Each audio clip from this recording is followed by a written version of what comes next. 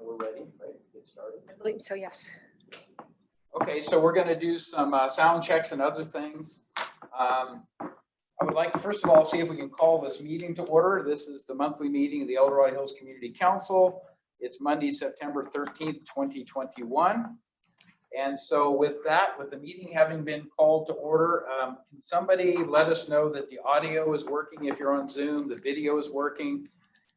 Can one of the attendees please acknowledge that they're able to? Huh? I can hear on this. Okay, so if you got it, that's good. I just want to make sure we didn't get started and then we don't have the connectivity. We had some issues last month. So, all right. So with that, I'm going to ask for the leadership team a roll call in recognition of our District 1 commissioners and committee members who are present. And we'll try to keep this brief, but let's start with Richard and just explain what your role is, and we'll get into more of that discussion later in the evening. Richard Ross, your area is called Good Governance, and has with how and why and the operation of government and the engagement with its citizens. Very good. John. John Davey, I'm the chair of the El Dorado Hills Area Planning Advisory Committee, and we are volunteer residents that look at proposed development projects and provide feedback to the applicant, the county planning department, planning commission, and the board of supervisors. Very good. I'm John Heidel, District 1 Supervisor for El Dorado County, representing the larger part of El Dorado Hills. So, I'm Cindy Munt. I'm Supervisor Heidel's assistant, and I do the community information and outreach for the community council. Good afternoon, Michael Anthal. I chair the Public Safety Committee and just try and network anybody's concerns over public safety with either law enforcement or fire or any other person that can solve their issue. And I'm John Vania. I'm the District 1 Planning Commissioner and the Infrastructure Lead. excellent. And we did hear from two of our leadership team members, Glenn Krakow, who is economic development, and he will not be able to attend. He's recovering from some surgical procedures, so hopefully we'll get him back next month. So he let us know that. And then Sita Burgess, who is doing our healthy communities, is also unable to attend this evening. So hopefully she'll be able to rejoin us in the near future. So with that, committee or commissioners that the board has appointed who are present. I see Alan Stansbury. So Alan, would you please identify yourself and tell us what commission you're on? Hi, everybody. I'm Alan Stansbury, a resident of Four Seasons here in El Dorado Hills, and I'm a member of the Human Rights Commission of the county. Thank you, Alan.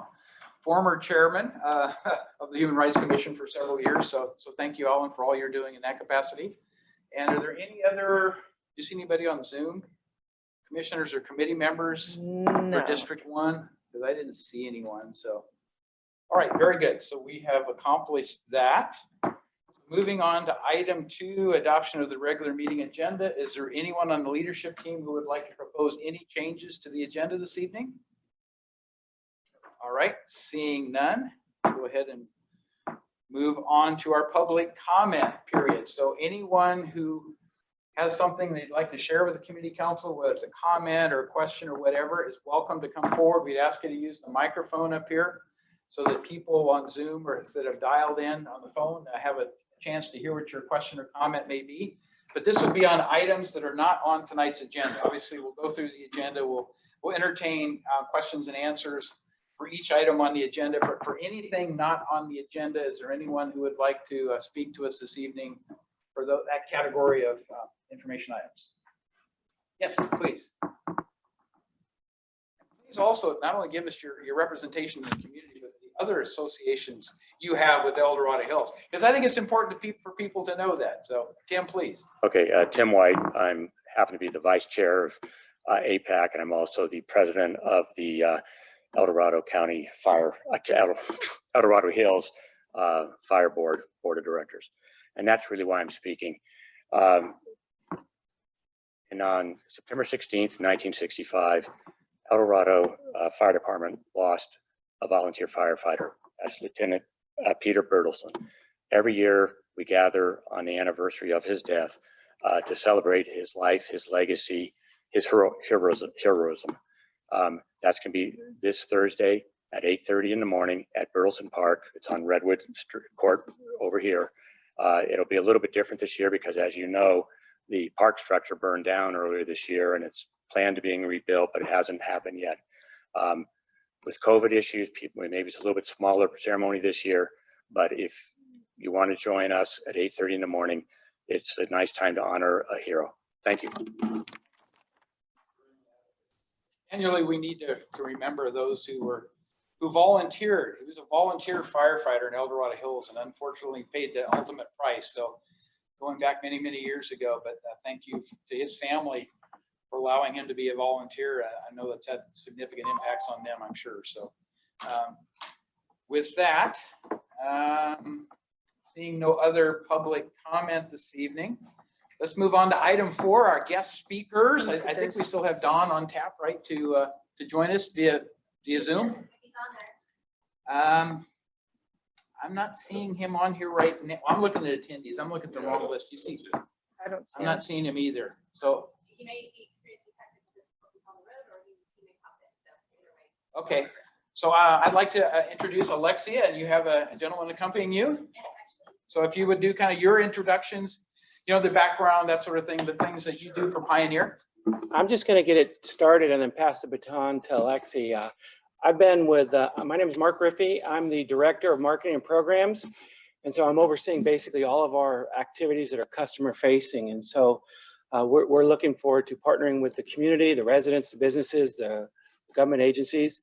And since I've been with the organization for 5 days, I'm now going to let Alexia go into details, and she obviously knows a lot more than I do about this, but we are excited about this, and we truly do consider this a partnership.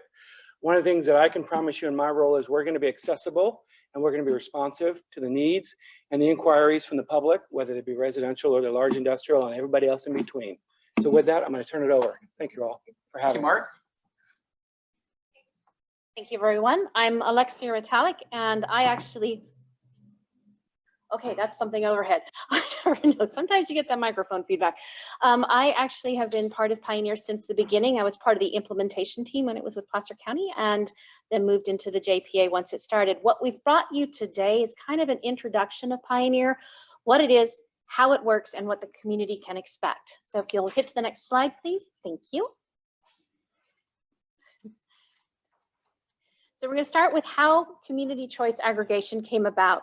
Community choice aggregation, I know that sometimes it likes to bounce.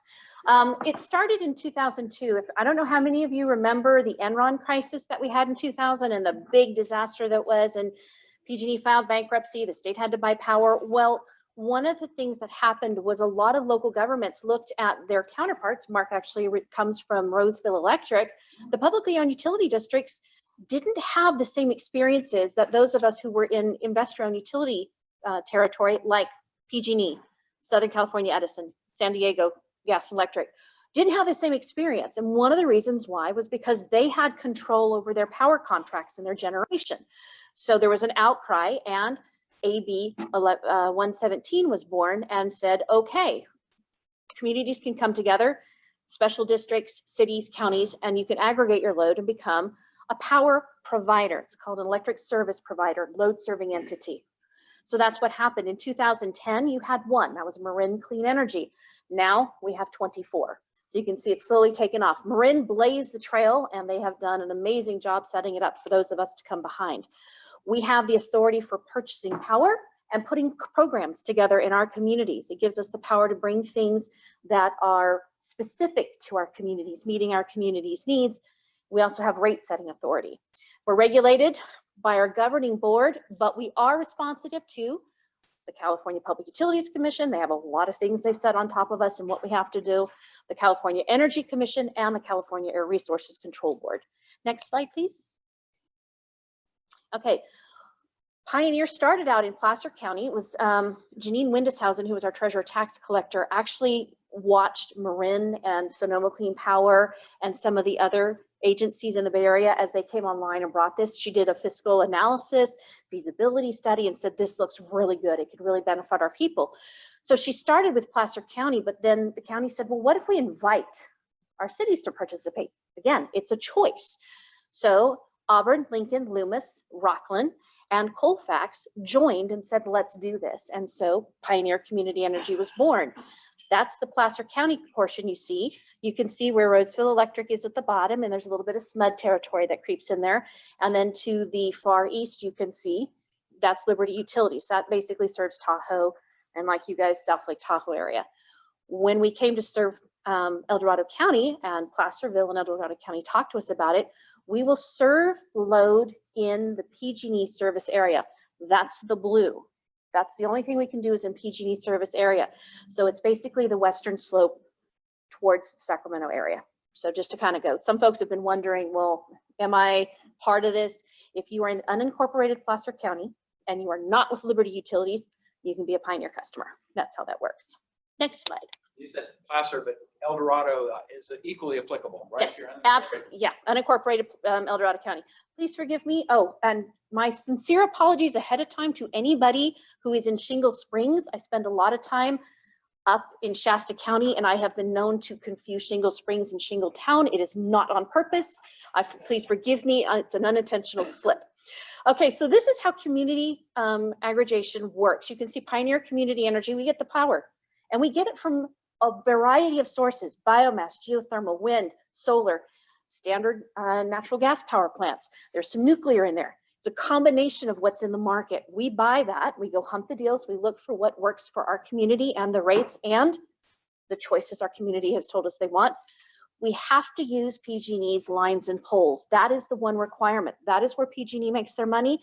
Those are their lines and poles, and we basically use those like a car uses a highway. We use their infrastructure to deliver the power. From there, it goes to your homes, businesses, schools, and others. Next slide, please. So what we are is Pioneer Community Energy is a community-owned provider.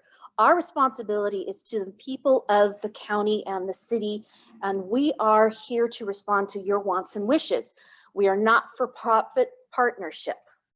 That means Pioneer will go through and we set rates based on what we need to meet the needs of our power purchases and programs. No profits.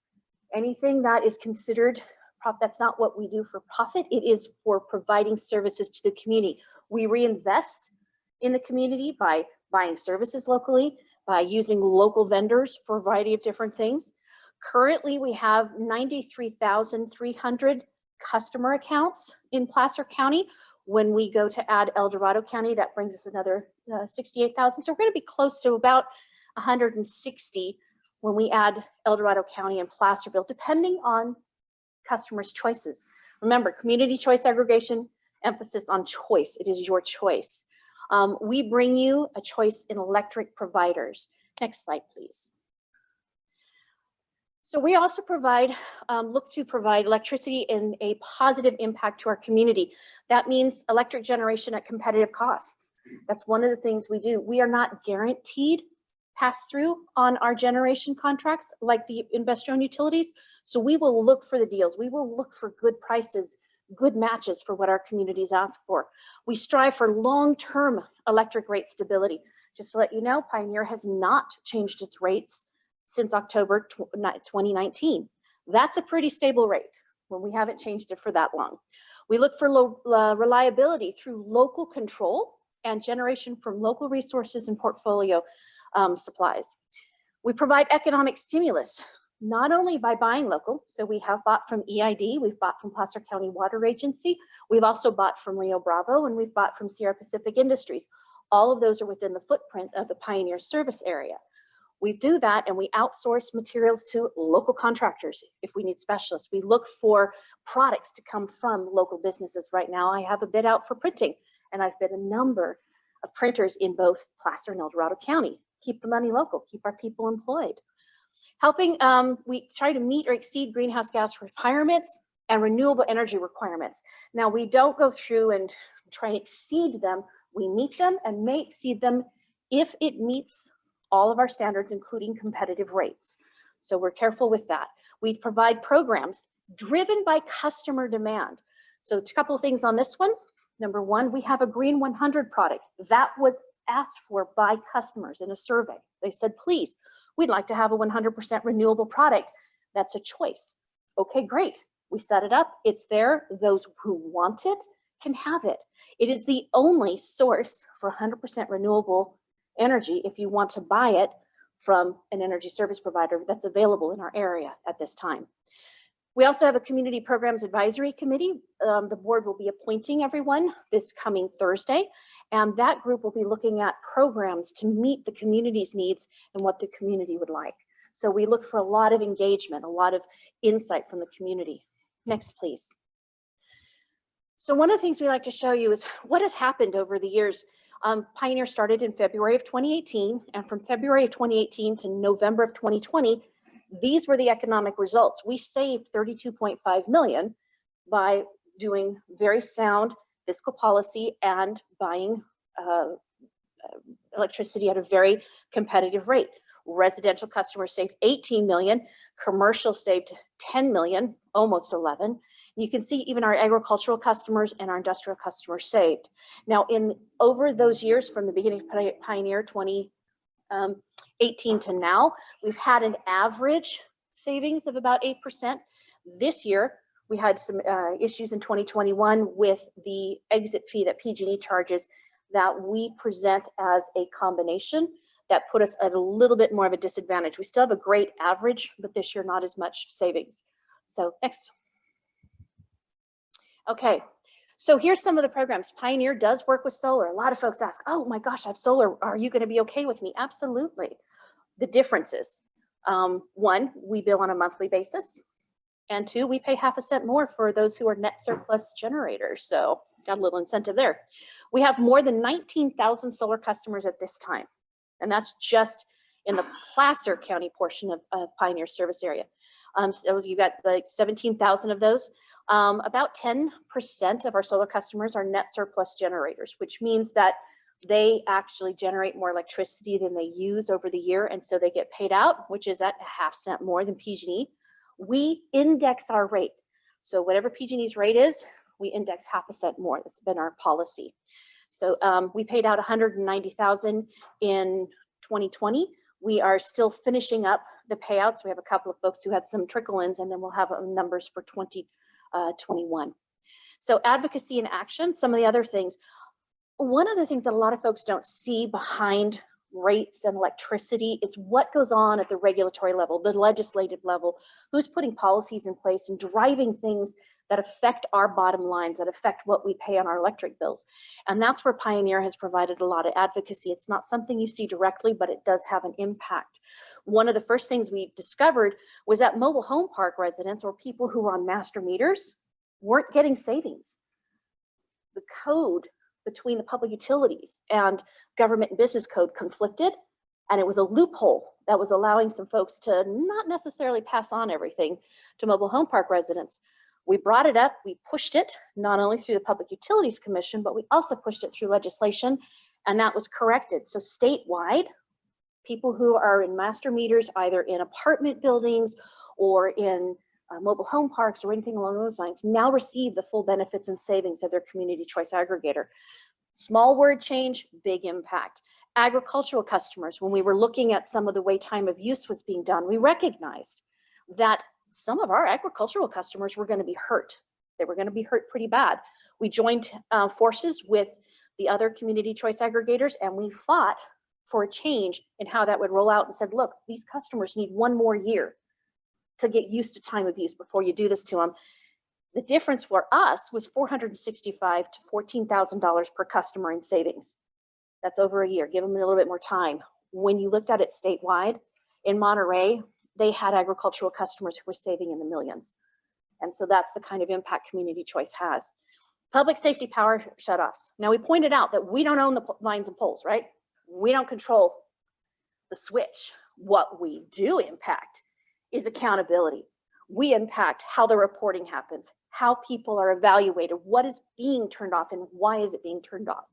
So Pioneer is actually the lead for all of the CCAs on the public safety power shutoff. I am actually your lead for that whole thing at the Public Utilities Commission. And let me tell you, we have dogged this one good. So a lot of the changes that you've seen, better reporting, better accountability, better notification, better insight into what's happening, requirements for justification. Those are because the community choice aggregators have pushed, and we have pushed because if there's accountability, then the number of PSPS events goes down. If there is a requirement that you have better, stronger, more reasonable criteria, PSPS events are fewer. So that's what we've been pushing for. We're also pushing for better mitigation, especially in our communities that are isolated. We want to make sure that there are options to keep their power on.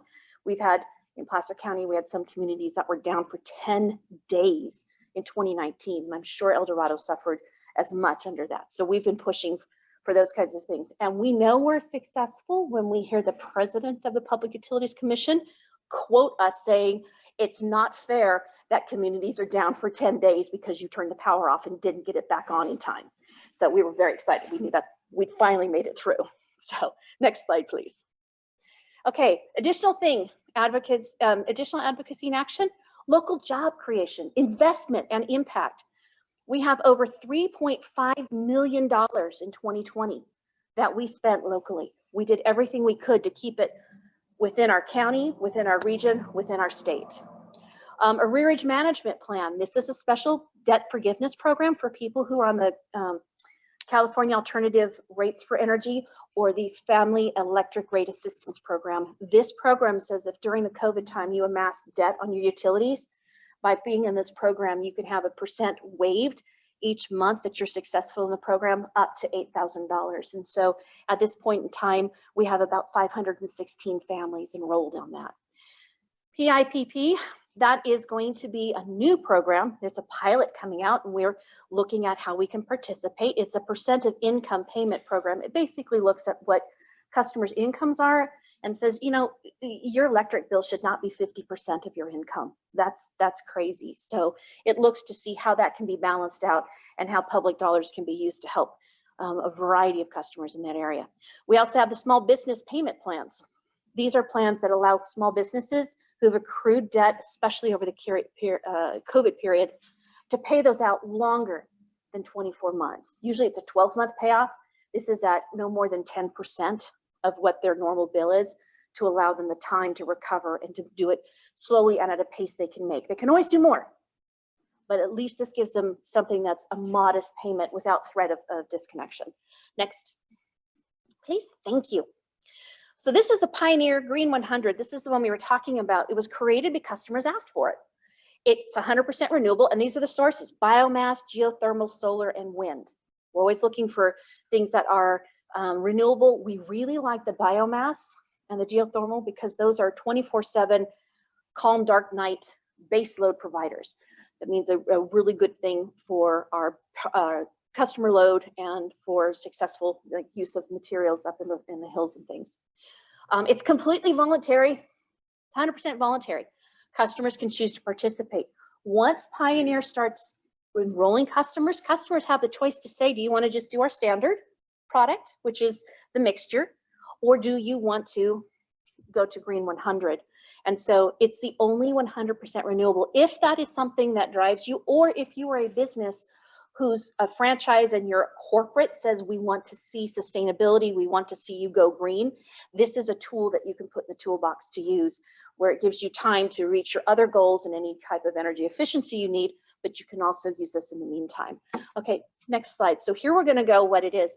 We call Green 100 an adder, which means that it adds to whatever your rate is. If your generation, if you have a residential customer, we add 0.01088. So that's a penny plus. It's about 0.11. There, you got that. So if you look at that, Pioneer standard rate, you can see it says 0.07719. The adder takes it up to 0.08. That's how that works. Everything else remains the same. It is just on the generation. And that way, if doesn't matter what rate you're on, you can look at it and go, well, if I wanted to do this, take that 0.01088 and add it to your generation only, and that will give you an idea of what it would cost you. For most standard residential customers, it's about $4 to $5 a month, a little bit more for your business customers, of course. So next. So how does enrollment work? This is a big thing. A lot of folks are like, oh my goodness, what's going to happen? basically, enrollment is in support of fair and equal access. Under the law, we are required to take everyone or we take no one. There is no cherry picking. There's no selective communities. There's no this customer over that customer. Everybody gets scheduled to be enrolled. Now, whether you choose to be with Pioneer and stay, or if you choose to go to PG&E or you choose to opt up, it's your choice. That's the big thing. By law, we have to schedule everyone to participate, but it's customers. You make the choice of where you want to be and how you want to move forward. So if you want to stay with Pioneer, it won't require any action.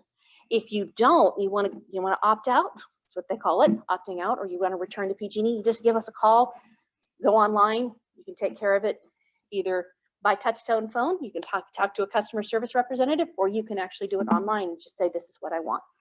And that's how that works. So for everyone looking at what's the timeline, the first notices for enrollment will go out in November. When you get that enrollment notice, you can start making your choice.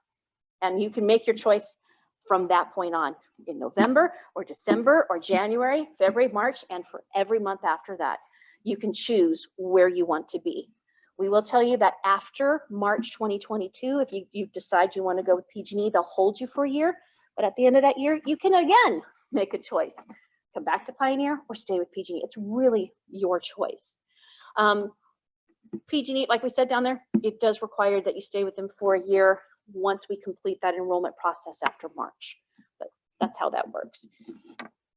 Next slide, please. Oop. So, well, how does the billing work? Well, by law, PG&E is our billing agent. We have no choice. We don't get to send a separate bill. What that means for everybody is once we enroll, you'll see on either page 4 or page 5, depending on whether you're a NEM customer and if you have anything else on the bill, you will see electric generation, Pioneer, community energy. So PG&E actually does all the transmission and distribution. It is a separate charge, but for years, decades, since we've all been with PG&E, it's always been bundled together and you didn't know that there were two components. Now you can see the two components. So they'll do transmission distribution, we'll do the generation. Okay, could you next slide? Now, apologize for this, especially for the folks online, it's a little small. This is also on our website, so you can go in and you can view it. This is an actual bill, and it shows you what would happen is on that front statement, that part that says, here's a summary of your charges. It'll have a line that says Pioneer Community Energy. That's what that little purple caret over there on the left says. And that would be your charges for just your electricity. On the right, you'll have two places to look at. Page 3, which is your detail of electric charges, and page 4 or 5, depending on if you're a solar customer, what your Pioneer charges are. And that's what you're looking at. You'll see we have some highlights on there. One of the things that folks go and look at this, because it's not made to be easy to see. I tell you that right now. When you look at it, people go, hey, I'm getting charged twice for my electricity. Actually, you're not. The PG&E billing system does not allow them to separately bill for electricity and transmission distribution and the actual generation. So what they do is they put the whole thing on there and then they give you a generation credit. That generation credit is what you would have paid PG&E. So you get that credit, and then they put their exit fee on, which is called the power charge and difference adjustment, and that's added below that. So we have this on the website so folks can really see, what am I paying? How is this working? That's how it works. We even have how to calculate kind of what the difference is and what you're paying. So that's how that works. We're also happy once enrollment starts or at any time between now and then and forever, as long as we're in operation, you can always give us a call and say, go over this with me. I need to figure out how this works, and we're happy to do that. Next slide, please. Okay, so that actually ends this, and then we're ready for any questions that someone might have. Okay, so let's turn to the leadership team first of all. So anybody on the leadership team have questions? John, you want to start? Yeah, I'll go real quick. And I know I heard you just mention you were at the CSD, I want to say in July. So I'm hearing it for the second time. So the thing that occurs to me, and you talked about local generation sources like there's potential. Yeah. SMUD generates a lot of electricity in El Dorado County. Is that a potential source that you'd be able to buy from? If you have an electric service provider who has power in the market and they're selling to the market, we can buy from a variety of sources. It's if they've offered it. Sometimes we go out, we put out requests for proposals. We have one out right now, and it says, hey, this is what we're looking for. We're looking for long-term renewables. And it goes out to right now, I think I sent it out to 700 plus electric service providers and said, hey, anybody got this? You interested? And so they come back and respond. So if SMUD picked that up and they saw that they had some extra power they wanted to sell, yeah, we can take it from them. So I want to piggyback on that because the map you showed Placer County, there's a small segment that's served by SMUD. I'm curious of some of the history. You don't have to give it to me right now, but how did SMUD ever annex into an adjacent county and get out of Sacramento? Was that done so long ago? That was so long ago, and it's a matter of where the lines are and how things worked. And yeah, so it's a little tiny bit of My an area. recollection was they were SMUD customers when Placer County went the other way, or that area was. And that A was long time ago. Long last time century. ago. That's the So, yeah. answer. It's a Yeah, it was long last time century. ago. Actually, I Okay. think it was long before I was even here. So, and I mean on the planet. So yeah. Dorado Hills entertained the idea of trying to somehow get an agreement with SMUD to bring SMUD power sources, et cetera, in, and it was not moving forward for obvious reasons, but. it's And the interesting challenge, us did it. yeah, Yolo County looked at it, Nevada Irrigation District looked Yes. at it, and the challenge is that you need to do that. They can provide power, but you need the infrastructure, and PG&E is not going to relinquish that. That is where their money comes from, and you can't blame them for holding on to a very valuable asset, and that's where the challenge comes in. So, next question. Other leadership team, Yeah. John? Maybe within a year or so, I received a notice from PG&E that they were going to the Public Utility Commission to seek a rate change between how they engage with this type of structure as it was then existing at the time. And apparently they were attempting to narrow the charge difference. Were they successful in that? There are a lot of different aspects that you're talking about. We have what they charge us per customer to be our billing agent, which varies between each of the investor-owned utilities. So we get in on that one. I don't know how much that one was adjusted. I can't remember. The other one that went up was the financial, but they call it the financial responsibility. And so this is that if a CCA no longer works and they have to return customers to the investor-owned utility, how is that going to be compensated? There were some adjustments made to that. And so that's a financial responsibility guarantee that we provide to the IOU. Does the Pioneer have the same circumstance relative to the time of day of use? Yes. Yeah, we went through, and to make it easy for billing and for our customers, we mirrored PG&E's rates. We just changed the generation amount. And so, yes, we have time of use A, B, C, D, all of those different ones. We have the B16s, or excuse me, B19s, the B20s, we have the A10s, the B10s. We have all of those rates so that customers who are on a rate have a very smooth and simple transition and don't have to look at something different. Now, in the future, we might offer something different. We haven't quite done that yet. But with time of use, yes, that is available, as is the E1 flat rate. So. Question. So are we talking electricity and natural gas where we have natural gas facilities, or is it just electricity? It's just electricity. We may buy power from a natural gas plant that generates electricity and puts it on the web, but for the most part, no, we don't do anything with natural gas and natural gas plumbing or any of that itself. Yeah, no. Okay, any other leadership team questions or comments? I'm not seeing any, so let's open it up to anyone in the public who would be participating via Zoom, first of all. Not in, Well, let's do it in the audience. So if you would please come forward with the microphone so everybody can hear it, we'd appreciate that. So anyone here present in the fire department who would like to ask a question or make a comment? Okay, I'm not seeing anyone, no hands raised. So is there anybody on Zoom? I'm not seeing anybody on Zoom with a hand raised. And I can't look at the phone list per se. no, there aren't any phones. It's just Zoom. Okay. So I don't see any hands.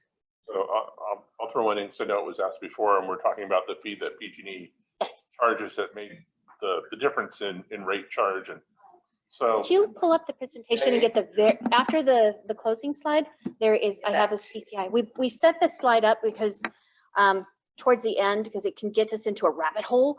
But at the same time, we want to have the information that makes There's a lot of people ask about it after the fact. Yeah. So when go keep going down. No, that's up. Oh. Go to the end. Last slide. I was on that. Okay. There should have been one more. After the last slide, there should be, yeah. So hopefully. There it is. We set it in here. Yeah, that's the one. Thank you. So for everyone to understand, when someone joins a community choice aggregator, PG&E or any investor-owned utility has bought long-term contracts. A lot of these are from like 2000, 2010. They're contracts for renewables and other things. And the idea was that, well, if you leave, it's not fair for you to leave and this investor-owned utility that's bought this power based on your behalf, thinking you're going to be with them for 30 years, you should pay your fair share. No one's going to argue that. The problem is the PCIA often includes a lot more than that. And instead of going down, because when a contract ends, you would think it would drop off and costs would go down. Things keep getting added. This is an annual battle that we have. So right now, Pioneer, like we said, has not changed its rates since 2019. We set them, they're locked, they're stable. That's what we had. What has changed is the exit fee that PG&E levies, and it changes for a variety of reasons. Under collections, over collections, this renewable, this power plant, just a variety of things they put in there. Every year we go before the Public Utilities Commission and we look through everything. Now here's the interesting thing. The amount of scrutiny that CCAs put on that public charge and difference adjustment benefits all customers, because we'll look at it and go, you shouldn't be charging us that. That's a shareholder thing. Get that out of there. You shouldn't be charging for this. That should have been covered by this account. You already got money for it. So we do things like that. We scrutinize, make sure everything's accurate. We try to work for it to be fair. We do get some changes, and sometimes we have a pretty good outcome. From 2018 to 2020, good outcomes. 2021, not so good outcome. This is the first year where we've had a PCIA rate that affected us and made us a little more expensive. Now, when we say that, this is not money that comes to Pioneer. The PCIA does go to PG&E. It is their money. But when we want to talk to you about comparison and give you a fair and accurate look at what you're going to pay, we say, make sure to include this fee because you're going to pay it as a CCA customer. It's only fair that you know what it is. Indications are that 2022, it's going to go back to a better balance, and we will probably be in a situation where we are again below PG&E. We're waiting for December to see. So if rates are your cornerstone of every decision you make, you'll see something around November, December that will really give you a good, strong idea of what it is. Right now, this is what's trending. We're crossing our fingers. We're hoping, we're pushing to see that. We should also say that SB 612, there is some fairness issues that we address with the PCIA. One of the things that happens is you pay for this power, right? It comes with renewable credits. It comes with resource adequacy credits. It comes with a lot of these things that you've paid for, but you don't get. The Public Utilities Commission has said, no, those can stay with the public, that can stay with the investor-owned utility. But our people paid for them. Shouldn't that come to us? So after several years of battling this and not succeeding, SB 612 was put forward as a way of changing that and rectifying that unfairness. Unfortunately, it stalled because the chair of the Energy Committee doesn't like the author and so pulled the bill from the committee this year. It's now a 2-year bill. It's up there, but hopefully next year that'll go through. Just like we said down there, fairness, we had our exit fee. So when you look at those comparisons, we want to make sure you see everything you're going to get. We believe in transparency, and remember that exit fee isn't ours. That goes to PG&E. So that's the PCIA. Did I answer your question for you? Yeah, it's kind of a messy thing. A lot of people asked about it. It has to be defined no later than December 15th, isn't it? It's before the start of our eligibility, which is in January of 2022, right? Technically, but if there is a delay in the proceeding, we've had that PCI delay until March in terms of when we've gotten a final decision. But at this point in time, it's looking like we're going to know in December where things are at and what things are going with. So yeah, and part of that is it's very unfair to anybody enrolling if you've got this thing hanging out there that nobody knows what it's going to be. So, but just so everybody remembers, you can be with Pioneer and you can stay with us and go at any time. So you could run with us and then until it gets settled out and then decide what you want to do.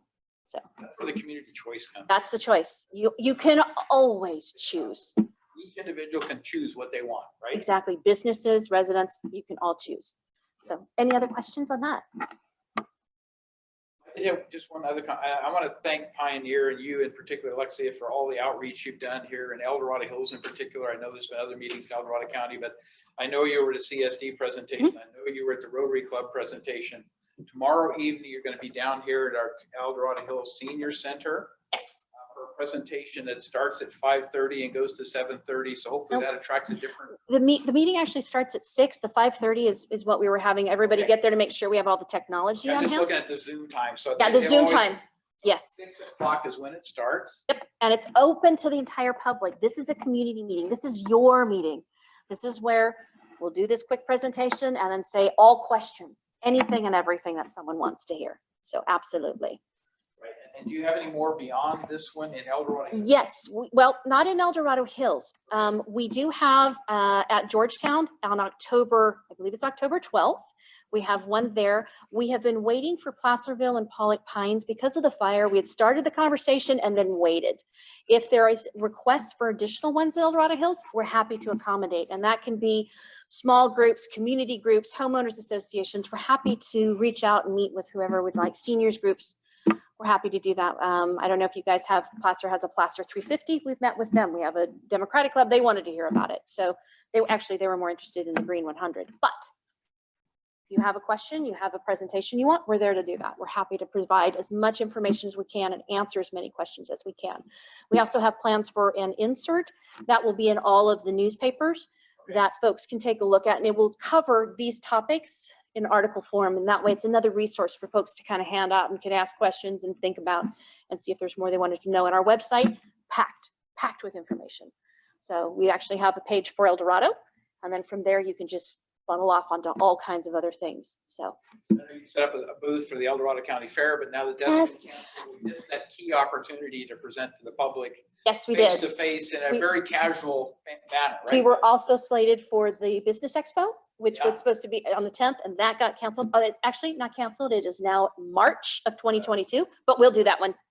So yeah, a lot of those, but yeah. I think the message is if anybody would like to understand more, the website has a lot of information. You can reach out to Pioneer through Alexia and get the answers to your questions. Or if you would like to have a group meeting of some kind where you belong to a specific affiliation, club, whatever, and they have questions, then yeah, just reach out and ask for a meeting and I'm sure we'll do the best they can to accommodate. Yes, We don't want anybody that says, I never heard anything about this. The other thing is depending on COVID sensitivity, we can do Zoom. So we can do it either online or we can do it in person. This is really, again, your choice. That's what Pioneer's about. I know that after the CSD meeting, I sort of cornered you guys in the parking lot. There's an opportunity to present I at APAC. remember now, yes. Yeah. So, but it's just a question of timing, when it's going to benefit you. I know you have a presentation tomorrow. Mhm. But we have a meeting in October, we have a meeting in November, we have a meeting in December. So Okay. I will coordinate with you. But whatever you'd like, the more times that we can provide the community the ability to ask questions, especially as enrollment gets closer and the questions start popping up and fire is not on everyone's mind, that we're happy to help. And the benefit to that is that there may be questions that none of us in this room have thought of, that somebody else will have, and we'll go, oh yeah, that's a great question. So look forward to that opportunity. So thank you. Go back. All right. Well, thank you, Alexia and Mark. Pleasure meeting you. Yes. So thank you for the presentation. Very thorough, and I'm sure there will be follow-on questions. There always are. And so again, just have to stay tuned and listen to what's going on in the community and then try to put them in touch with the right sources to get real answers. I know some people have emailed me. They went into the PG&E website and went through and said the rate differential is not good. So I'm probably not going to join Pioneer. But that was the 2021, not the 2022 effective PCIA, which you explained all. It drove the difference, right? So I think most of us have to wait and see how that comes out. Hopefully it's favorable, like you discussed, and we get to the point that there's a net cost savings if you go with the standard Pioneer. for me personally, I'm looking at the green 100 because I think it's the right thing to do ultimately for the differential in cost. And I've had other people make the same comment. So, you know, it's a stretch, but I think for some people, it might be the right answer to feel better about the source of our energy and whether it's renewable 100% or whether we're still burning fossil fuels to create it, right? So anyway, again, thank you again. And with that, we'll move on to section 5, supervisors communications. And I'm going to try to keep this reasonably short. Caldor fire update, and the chief may have better information than I have, but here's the latest I know. 219,267 acres were involved. It's now the 5th largest fire in the state of California. They are currently at 67% containment. There's 1,003 structures that have been destroyed. It's the 29th day of the active fire burning, and it now involves 3 counties, El Dorado, Alpine, and Amador. Alpine and Amador have very low involvement at this point, but it has spread to the other 2 counties. So we're a tri-county now involved fire associated with Caldor. They used to post what the expected full containment was, and I see, at least at what I'm looking at, that's disappeared. So it started out as like September 5th, and then it bumped, and then it was September 28th, and now it looks like it's disappeared. That's the one part I couldn't find anywhere. Yeah, it's a projection. It's a guesstimate based on projected time, but it obviously changes via weather and issues that they encounter. Target date there, just for reference. I think the 67% containment is what I want to hear, that it's continuing to be, we're making advances in stopping the fire fronts and stuff. And there's still some active areas that obviously they have to get in control. But after we get to containment, there's a lot of things that have to happen after that, turn all the cleanup efforts and stuff. But again, appreciation needs to be expressed to all of our firefighters, all of our first responders, everybody, whether they be a nonprofit or a group of some kind that have helped those victims of the fire to get by. Our operations centers, our local center, local advisory center, assistance center that provided information on where you can apply for federal benefits, state benefits, all that, and more to come. So one of the key announcements, if you haven't heard it, was today we got a commitment from our president, Biden, that he will sign the major declaration of disaster and emergency for the Caldor fire. And that brings in full FEMA facilities, trailers, equipment, reimbursement to CAL FIRE. I mean, that level of declaration is huge compared to what we had before, which is an emergency declaration. So a lot of us kept trying to push on that a little bit, trying to get support from various people. And the net result was he made a commitment today to do it. So seems like we're going to get a whole lot better. And Chief Johnson, you probably have something you can add too. September 27th. Okay, September 27th. All right. Very good. So we'll look forward to ending this in September, hopefully, and moving on without any additional fires in El Dorado County, right? Nothing left to burn. Oh, that's not true. There's a lot of vulnerability still in El Dorado County, unfortunately. Some of it in El Dorado Hills, by the way. We're not exempt from a major wildland interface fire of some kind. So, Chief Johnson, anything else you want to add from the center? I know you and yeah, Chief Lilly are up there all the time. So, you know, I think fire services all over the county, so firefighters do, they all came together. I think that was better for, obviously, firefighting, CAL FIRE, a great partner, all over the county, really came together. I think we can't stress enough how impacted pioneer fighters is going to be. We lose 500 homes, going to be a significant impact for years. It's going to be interesting.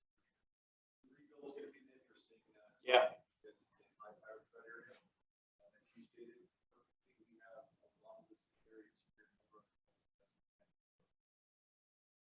So we're still very vulnerable throughout this fire season and beyond. So we need to do the best we can to try to prevent the fire, first of all, if it gets started. There's two things that are really important with the fire, and that is the time of attack when you get to it, right? And then the force of attack. So your response and how many troops, how many boots on the ground, equipment, stuff you can put on it. And we've been very successful in El Dorado Hills with the fires that we've had here, and including rescue, being able to get that force of attack sufficiently as well as a response time to put them out before they spread and could have been much, much worse. So again, that's all part of it is having the capability, not that everybody's up in Caldor Fire, but having the capability in our stations to respond and give the right local response to prevent another major incident happening here within El Dorado County. So again, thank you. And the fire inspections and everything that's going on, it's just been a tremendous success story from the standpoint of people helping people, right? The community reaching out and helping people, but we got a long ways to go.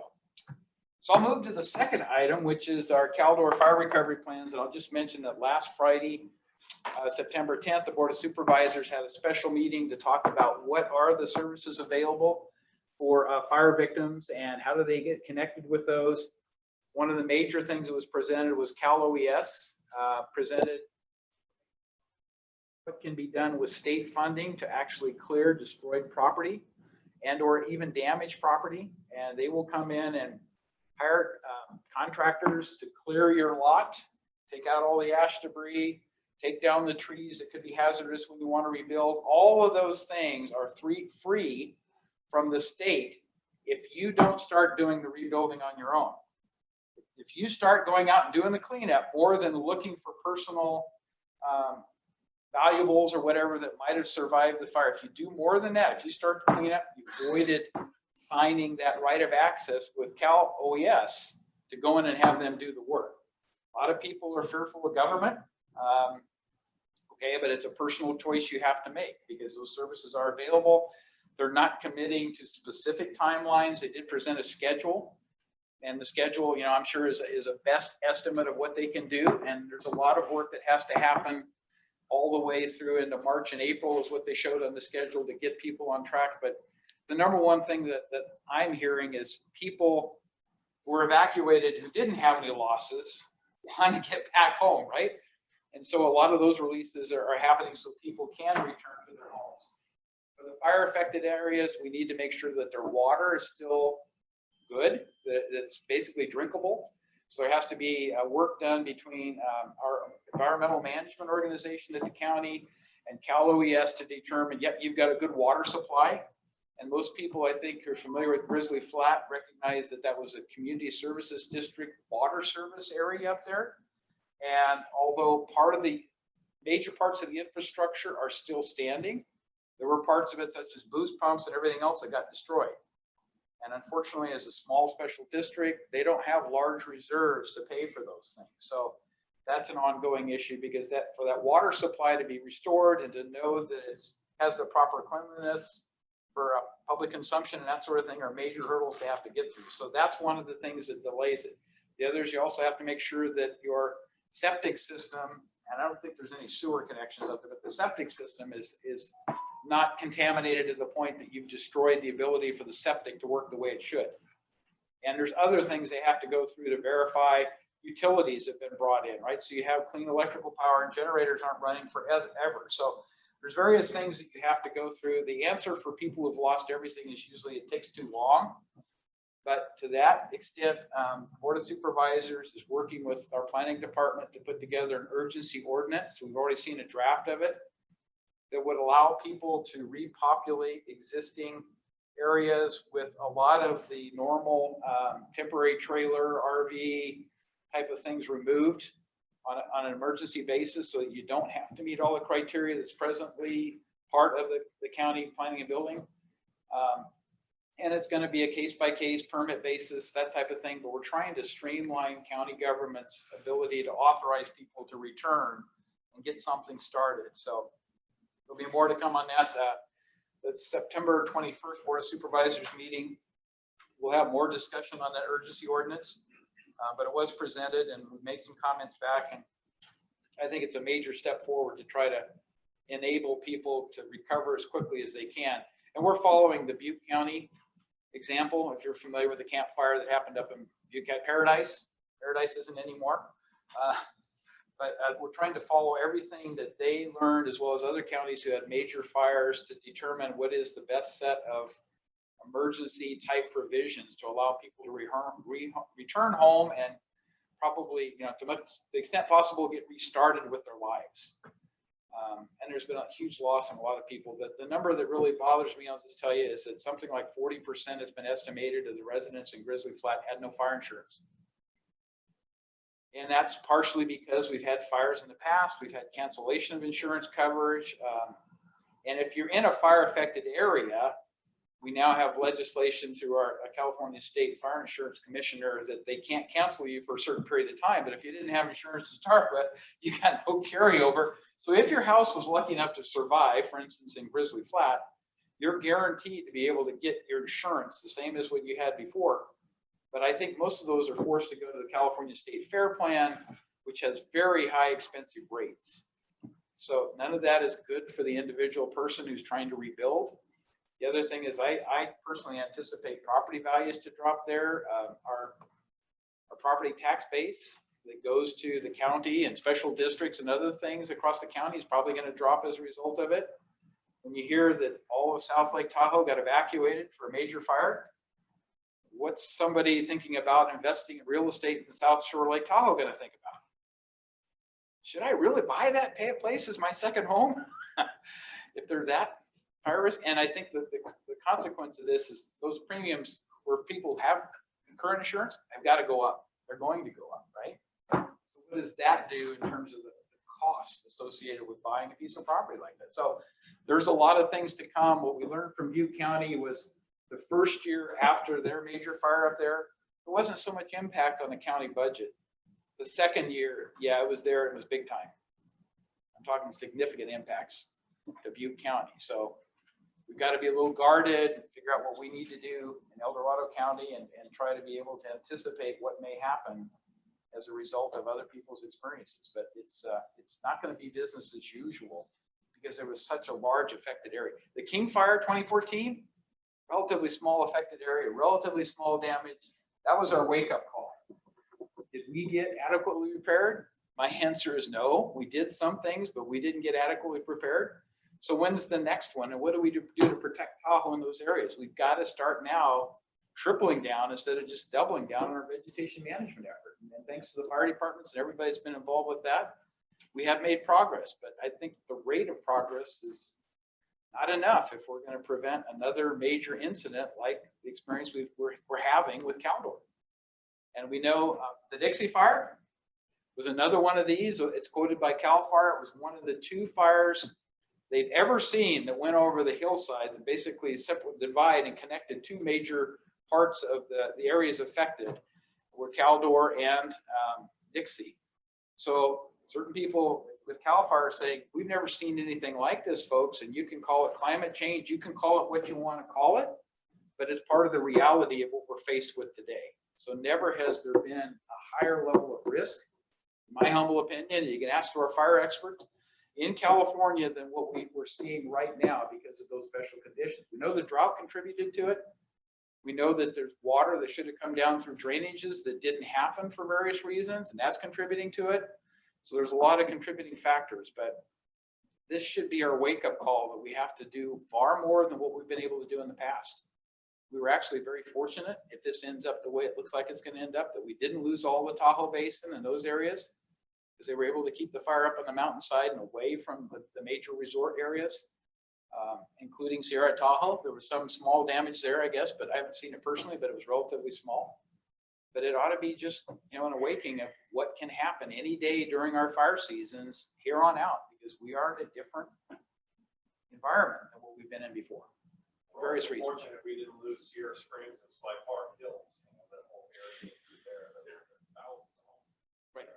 Well, if it had gotten into Camino and, there was a lot of evacuated areas, Pollock Pines, we lost some of those areas, and Sly Park was right on the edge, like Tahoe was. So yeah. We look at how fast it moved when it started moving.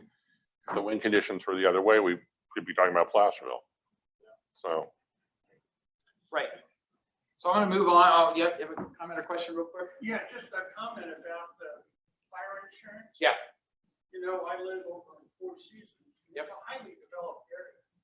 I was astonished to learn my neighbor across the street lost her fire insurance for her home in Four Seasons. Fortunately, she was able to get fire coverage through the state program. State program is really expensive. But what I'm hearing is a lot of a lot of insurance companies are just dropping California in total. They're just saying, we're done with California. The risks are too high. We're pulling out. So if you happen to be associated with one of those fire insurance companies, they're no longer going to provide coverage to you. My insurance agent that I've talked to says, beware, because last year you escaped it. This year you may not, right? Yeah. They may very well cancel you, and then you're done, because we didn't suffer the consequences, right, of having a fire go through. Yeah, and so I'm in the insurance industry from an IT perspective, but I get those emails as soon as the fire starts from every insurance company in the state saying, moratorium, these zip codes. Not, right now you're not doing any claims, you're not selling any policies. And then after the event's over, they're saying, we're just not serving that area anymore. But that's an internal discussion, about the carriers, and they have to go to the Department of Insurance, say, hey, we're dropping these zip codes. We're dropping, but anecdotally, I've heard from 2 people in Bridlewood Canyon, 2 people in Woodridge, that in the last week have gotten the same message.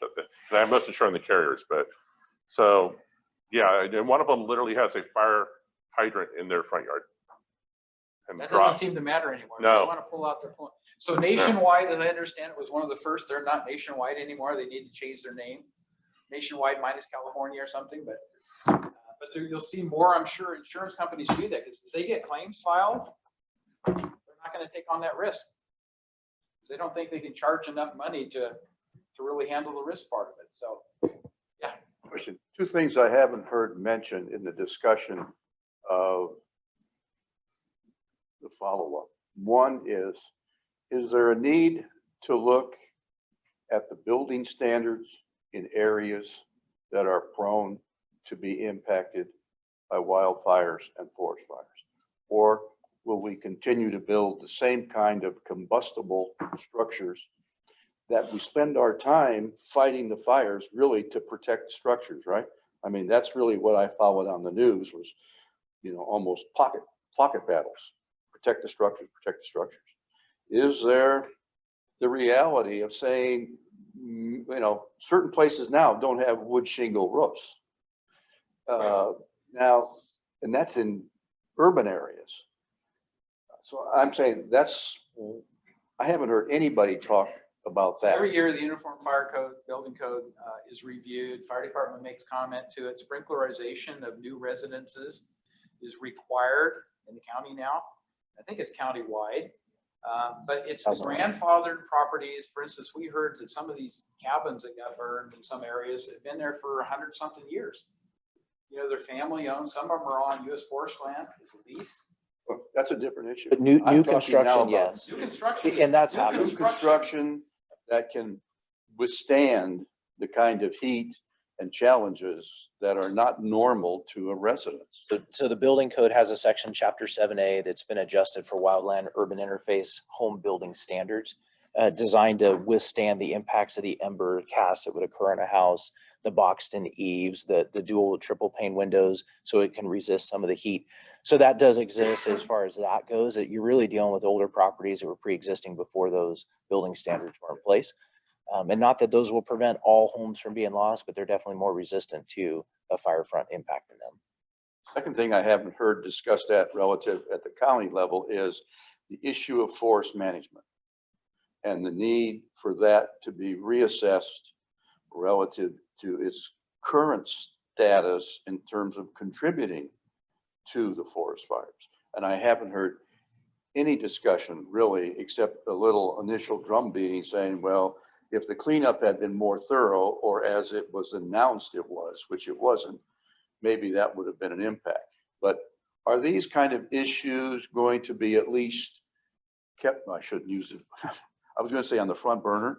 I won't use that one now. But should these kind of issues be out front, In the forefront. in the forefront now, rather than repair, yada, yada, Absolutely, yada? because healthy forests and fuel load reduction on the forest floor are key elements.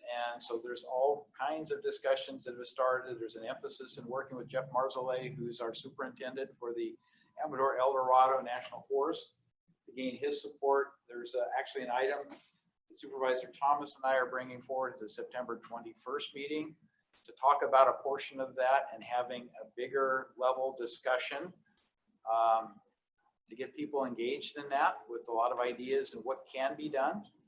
But the bottom line is we need funding to come to do some of this clearing and stuff. We can talk about putting out permits and stuff for additional logging and all those kinds of things, but it's a combination of things that have to happen. And our federal government doesn't turn quickly, but I think there's some emphasis going to be put in place to really elevate the awareness of what's at risk. So there is clear visibility of it. There's a push by various supervisors doing different things, trying to emphasize that. So you will learn a lot more about it in coming board meetings. I guarantee Good to that. hear. We're not Thank giving you. up on it, so. Yeah, Chief. Mr. Austin, first question. There's some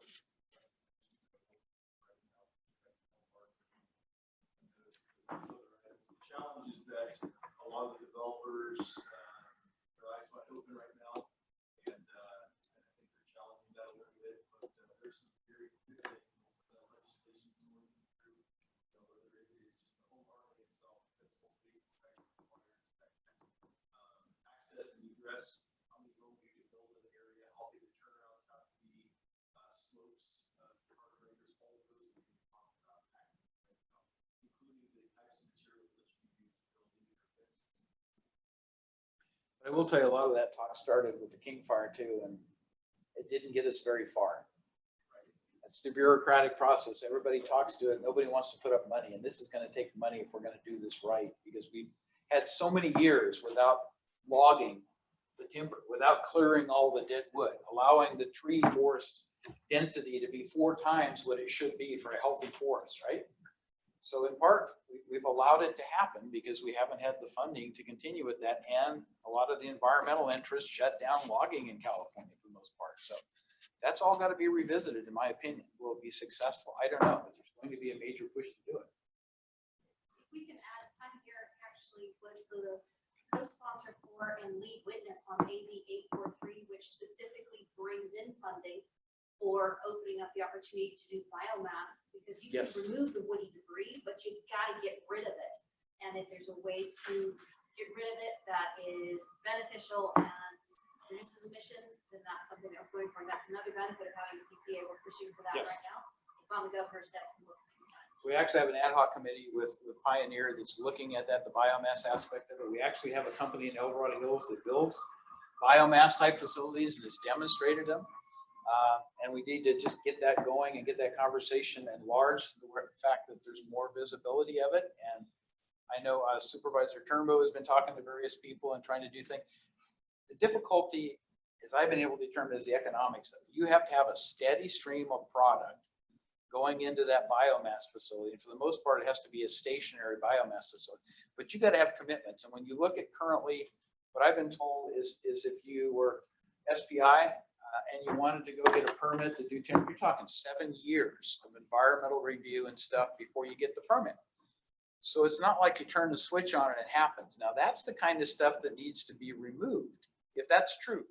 I don't know that it's factual, but that's what I was told is it's typical, like 7 years. So I'm not surprised, but so we need to probably move on, but good conversation. And thank you for Alexia for contributing that as well. The next item I had is EDH 52 Costco. The draft environmental impact report scoping meeting happened on September 8th. I attended that. I don't know if John, you attended as well.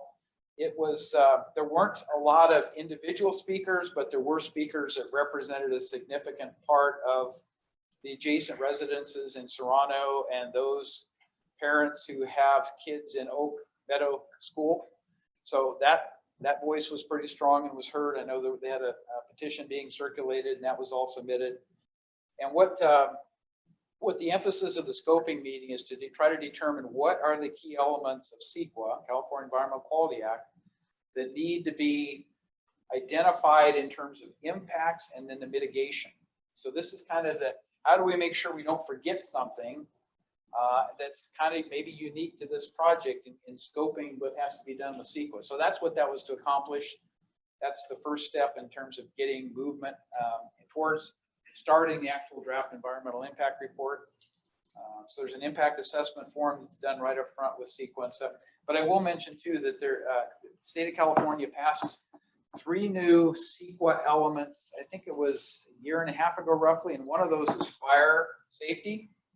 So when you're looking at new subdivisions, for instance, in rural areas, one of the things CEQA requires you to do is say, well, how close is the closest response, fire station? What are the hydrants? What are the plans for perhaps CAL FIRE, somebody having a station there to be able to support? What is your response, and then what's the force of attack you can put on some of these areas where these subdivisions may be proposed?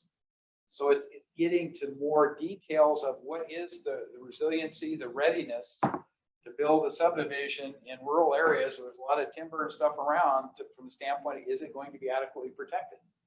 And I would think when you get into it, you have to have a WUI, a wildland urban interface analysis done to determine what's really going on there, which is a pretty thorough study. In my experience, it really looks at all the aspects of a subdivision, the community. When we went through the formation of Lake Hills Fire Safe Council, I think one of the things we did is we hired a forester to give us a WUI program, a plan. And I know that's been done with a lot of fire safe councils. So there's a number of processes you go through and steps. But I think when that's done, you do end up with a more resilient construction thing. And in addition to just the uniform building code and other things that happen, you should end up building a safer community overall. But then we talk about affordable housing on the other side. On one hand, we talk about all the added things we need to do. On the other side, we talk about affordable housing and how do you make that happen? And they're basically incompatible. So you have to find ways to do it. Okay, are there any questions or anything on that cost? A lot more to come on that. This is just the very front end of it, the scoping meeting, but there'll be a lot more to be. Is there another scoping meeting? Arthur said? It's just a single scoping meeting. The one? Okay. And there's usually what they call a technical advisory committee meeting that happens with these projects as well, to make sure that from the standpoint of the major agencies involved and the developer, that there's agreement on what has to happen, kind of in addition to the CEQA document. What are the other things that need to be considered? And that may be things like our LOSF, which is part of the county general plan, but just no longer part of CEQA, right? In terms of traffic circulation, transportation traffic circulation. So those things are the kinds of stuff that could come up in a TAC meeting that wouldn't come out of CEQA. So we'll see how that goes. So more to come on that. EDH redistricting, and in fact, all the redistricting across the county. The 2020 population data has been released, so we're now able to put together maps. I know Cindy put it on our social media accounts. I'm not sure if it's on our web page, but just the summary here: District 1, as it's currently defined, will need to shrink by 1,529 residents.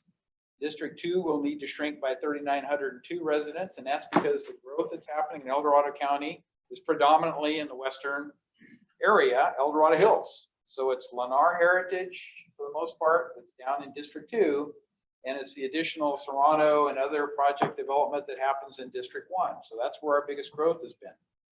District 3 through 5 are going to have to grow to make up that difference. The thing that surprised me overall is District 3, which is Placerville.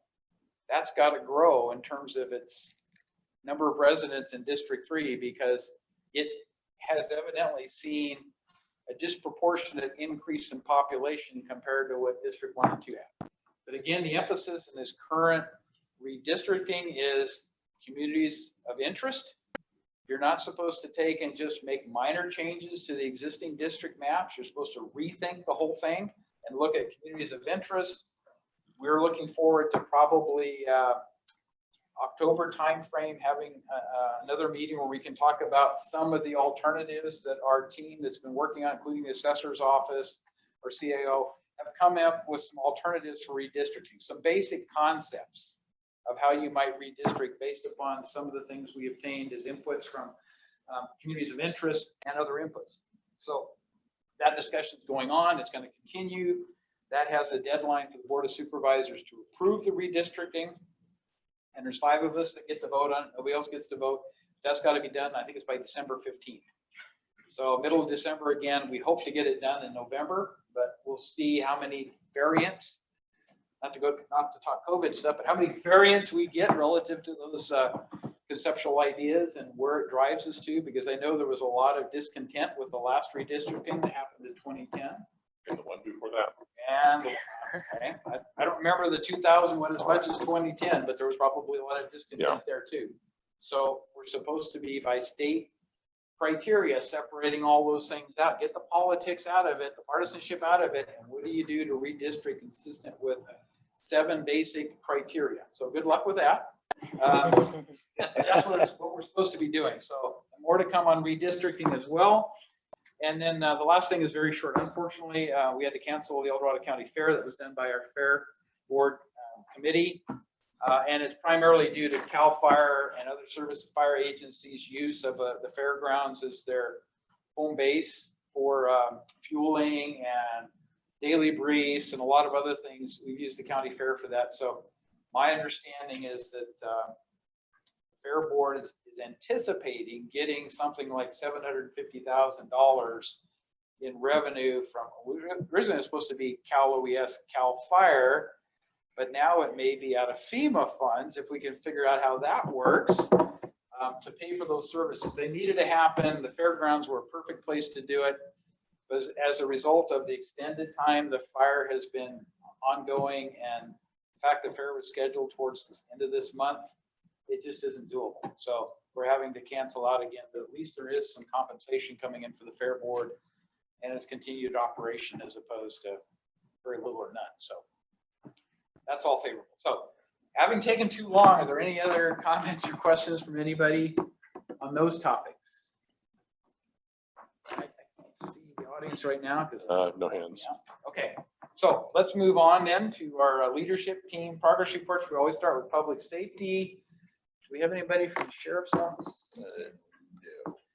Okay, and I don't think our CHP rep is probably here either. They're probably out working the Caldor fire and other related stuff. So we'll go to the El Dorado Hills Fire Report and Chief Lilly. Yeah, thank you again. Michael Lilienthal, Deputy Chief of the El Dorado Hills Fire Department. I know everybody here, but I think you've seen a lot of, we've talked about a lot tonight, a lot of the topics that we would be presenting today, but I know we're real proud as a fire department. We've been very active in not only our local fires, but the statewide fire problem that's been occurring mostly in Northern California. And so our El Dorado Hills firefighters have been at the Lava Fire, the Salt Fire, the Beckworth Complex, the Tamarack Fire, the Caldor Fire, which I'll talk about in a minute, the Monument Fire, and the Dixie Fire, several times at the Dixie Fire, and still there right now today. So we're real proud. We've been able to support the statewide fire problem, be active in that. And at the same time, we don't ever decrease our service here in town to our community. So our firefighters, when we send them out, it requires other firefighters to work overtime here at home to make sure that we maintain our service levels. So we're real proud of our organization. We've been active and involved, and I think that's something for us all to be proud of. Obviously, we're seeing extreme fire behavior. We've talked about a lot of it. The Caldor Fire specifically, as it burned through Grizzly Flats, I was there that night as it came through, and it was extreme fire behavior. It was wind driven. It was in the top of the big trees, and it just roared through there with incredible velocity and force. Obviously, we know the outcome now. The great thing that come of it is that your local fire districts came together with a plan to help surge. As this fire first built, it was 300 acres. We were over in Omo Ranch, kind of talking about a future plan that if things got bad, what would we do before the external resources from all over the state could come in. And we came up with a great plan to send our 911 engines out of their quarters if homes started to burn. The next night, we did get that phone call to go to Grizzly Flats. We were surprised that it came that quickly, but it was great to see the firefighters engaged. They were in the middle of just an incredible firestorm in the parking or in the front yards of people's homes and trying to protect them. Not a good experience, but an incredible experience, but really great efforts by the firefighters across the county, your local fire districts, El Dorado County, Diamond Springs, El Dorado Hills. Chief Johnson was there with me. An incredible experience. We use that same model to surge in and help the incident as the fire threatened Sly Park and Sierra Springs one night. Same thing, we got the phone call and we were able to surge in and really protect those homes in there. It was a great use of our local resources to help. And then Christmas Valley. Chief was there. I know him and I were there together that night. It was great to be there. We were able to put engine companies, El Dorado Hills engines, El Dorado County engines, your local fire districts surged in, and we were able to really make a great difference that night there in Tahoe and Christmas Valley. Just literally as the fire came to the homes, your firefighters were behind them. And it was a great use of those resources, great collaboration and good work. Obviously, we're experiencing fire conditions in these big trees. They're drier than they've ever been. And that's contributing to what we're seeing. But yeah, there are some positive stories out of a very devastating event, a lot of economic loss, a lot of impacts in the county, a lot of infrastructure loss. I'm very happy to see the presidential declaration. I think that opens up the door for resources for the people that lost their homes, but it also opens in a very important funding door. So the cost of these fires is hundreds of millions of dollars, and that allows for that federal share of that to be picked up to help decrease the impacts on either your citizens or on your county government structure, your fire districts, your fire agencies that are out there fighting it. So really some good has come out of a horrible event. As we were talking about this, I wanted to just reiterate, you're not hopeless in what you can do. You can take your house and be a part of the solution by doing your defensible space. I mean, clear your lot, really get it down to dirt, rake those pine needles if you have them, keep your roofs clean. These are things you can do, any citizen can do out there. And it makes a difference after watching it burn through Grizzly Flats and seeing the embers fall. The people that had their lots completely clean gave us a little more opportunity to protect their homes. So you yourself can do that. And that's something that you don't have to wait for a legislative action that might take some time. You know for sure that the legislature across probably the nation, as well as locally in the state, as well as our leaders here in the county, the supervisors, are taking actions and steps. They're going to come up with some additional things that can be done to help protect everybody. And I'm looking forward to that. Any questions on the fires? We're happy to talk more about. Chief and I were there together. We've hung out a lot lately at these different events, but in a very positive manner too, really helping people. And the other thing I've seen is during times of disaster, the community pulls together. People are donating stuff. I mean, we've had people calling us. They want to donate coffee, blankets, all kinds of other things just to help other people out. And I think that's another great thing that we can all do. Changing topics. Obviously, COVID is still a real issue for the fire department. So there still are the cases going on, but I am happy to report that the control mechanisms, the safety procedures we have in place, our firefighters are managing that fine. We're doing well. We have enough equipment, and I think our policies are well practiced now as far as keeping the firefighters safe. So we are dealing with that still, and that's something that will continue for a while. And last thing I had for you is September 11th just occurred. Yes. And that was obviously a very important 20-year moment. Chief Johnson gave a speech at the Brews Festival there at the Serrano Country Club. I think there were 1,800 participants there. We had our pipes and drums out there and our honor guard out there. Chief led a moment of silence with a really nice speech. And the one thing I took from his statements was the comment about not what happened September 11th, but the America we came, I think you said, on September 12th. And so I think we can take that same mindset towards the post-fire season here and really stepping up and just helping each other out. With that, that's the end of the fire department report. I'm hopeful that Caldor Fire will help close some of the political divide we have in this county and get us back recognizing what's really important, which is the people, their well-being, their health, their well-being and stuff, and not take as much of this into the partisan arena. But because that's what happened, in my opinion, with 9/11. I don't know what the chief told them, but there really was a coming together as a nation because we had been attacked.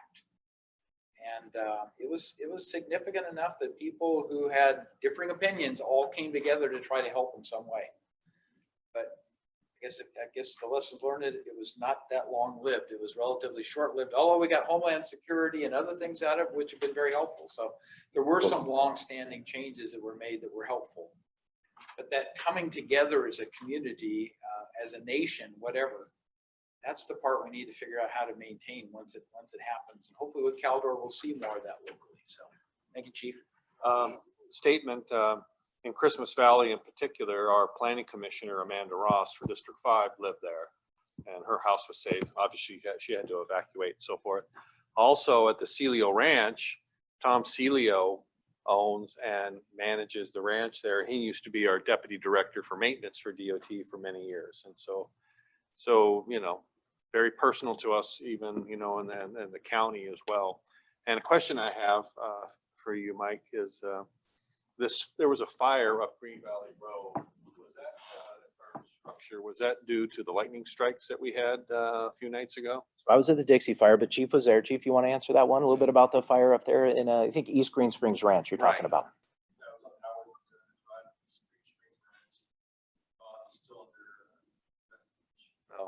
Are you asking about the fire that was north in rescue? Yeah. But that was, Talking about the vegetation fire, or the house fire? No, the house fire. that was the Green Springs Ranch, but north of that, I want to say it was when we had the thunderstorm the other day. Yes. That was in the kind of, The house, Yes. oh, the house was okay, it was not. but the other event was probably. So there, during the lightning strikes, again, the chief talked about that. I was at the Dixie Fire, but I was watching it on the social media as the lightning was just blasting everywhere. Yes. It was amazing. It was. Couldn't sleep. Yeah. I think every engine in this county was running that night nonstop. All right, thank you. Never repeated that either. I mean, That was the rain helped a little bit, but the lightning strikes are not the right thing to go with it, so, yeah. Okay, thank you, Chief, appreciate that. So let's move on to, Glenn is not here for economic development, infrastructure. John. Yeah, there's this project that's been kind of hanging around for a while, a little bit of interest about it, called Central El Dorado Hills. And I really don't have a major update for you other than they're working on it. So I'm hopeful that, you know, they're going to get to the Planning Commission here soon. That's my hope. But there's a lot of moving parts to this, which I'm sure you can understand. And so, I know Supervisor Heidel, you got an update recently. I got an update coming into the parking lot from Rob Peters, our deputy director. Good guy. He's a great partner for me and at the Planning Commission. So they're working on it. And of course, you know, we got to give them some patience with, you know, just all the resources that have been allocated from a county level concerning the fire and so forth. So, but you know, I'm hopeful we're gonna get there pretty soon. So that's about all I can say at this point. So let me add to it a little bit. There are no currently scheduled meetings at the county. There has been no decision made for people who seem to be confused about where we are with that. They're expecting to be able to finish this particular revisit of the environmental impacts, but more so some traffic and transportation circulation issues that came up. And my understanding is those are primarily in the area of the county general plan level of service consideration, not CEQA. CEQA went to, the state program went to vehicle miles traveled. That's not what the issue is right now. It's a circulation issue with some recent data that's been available. So what I was able to understand is the current expectation is that there will not be a recirculation of the EIR. So not another cycle of the RDEIR. And I think this would be the third RDEIR, from maybe a fourth, but a lot of RDEIR, you know, recirculated draft environmental impact report. So The final determination has not been made. Right. Okay. But the expectation is we may be able to avoid another RDIR, which means the county can come through and look at what are those strict LOS impacts and how do they get mitigated and what does that do for the circulation plan. But things I'm hearing is the circulation plan at least will be substantially different as opposed to what it was as originally proposed. What is meant by circulation plan? Traffic flows, egress, ingress of certain key roadways onto others county maintained roads. And there's some major changes that are being discussed before that project looks like it's viable at all with a significant amount of residential housing in it. Those changes would have to occur.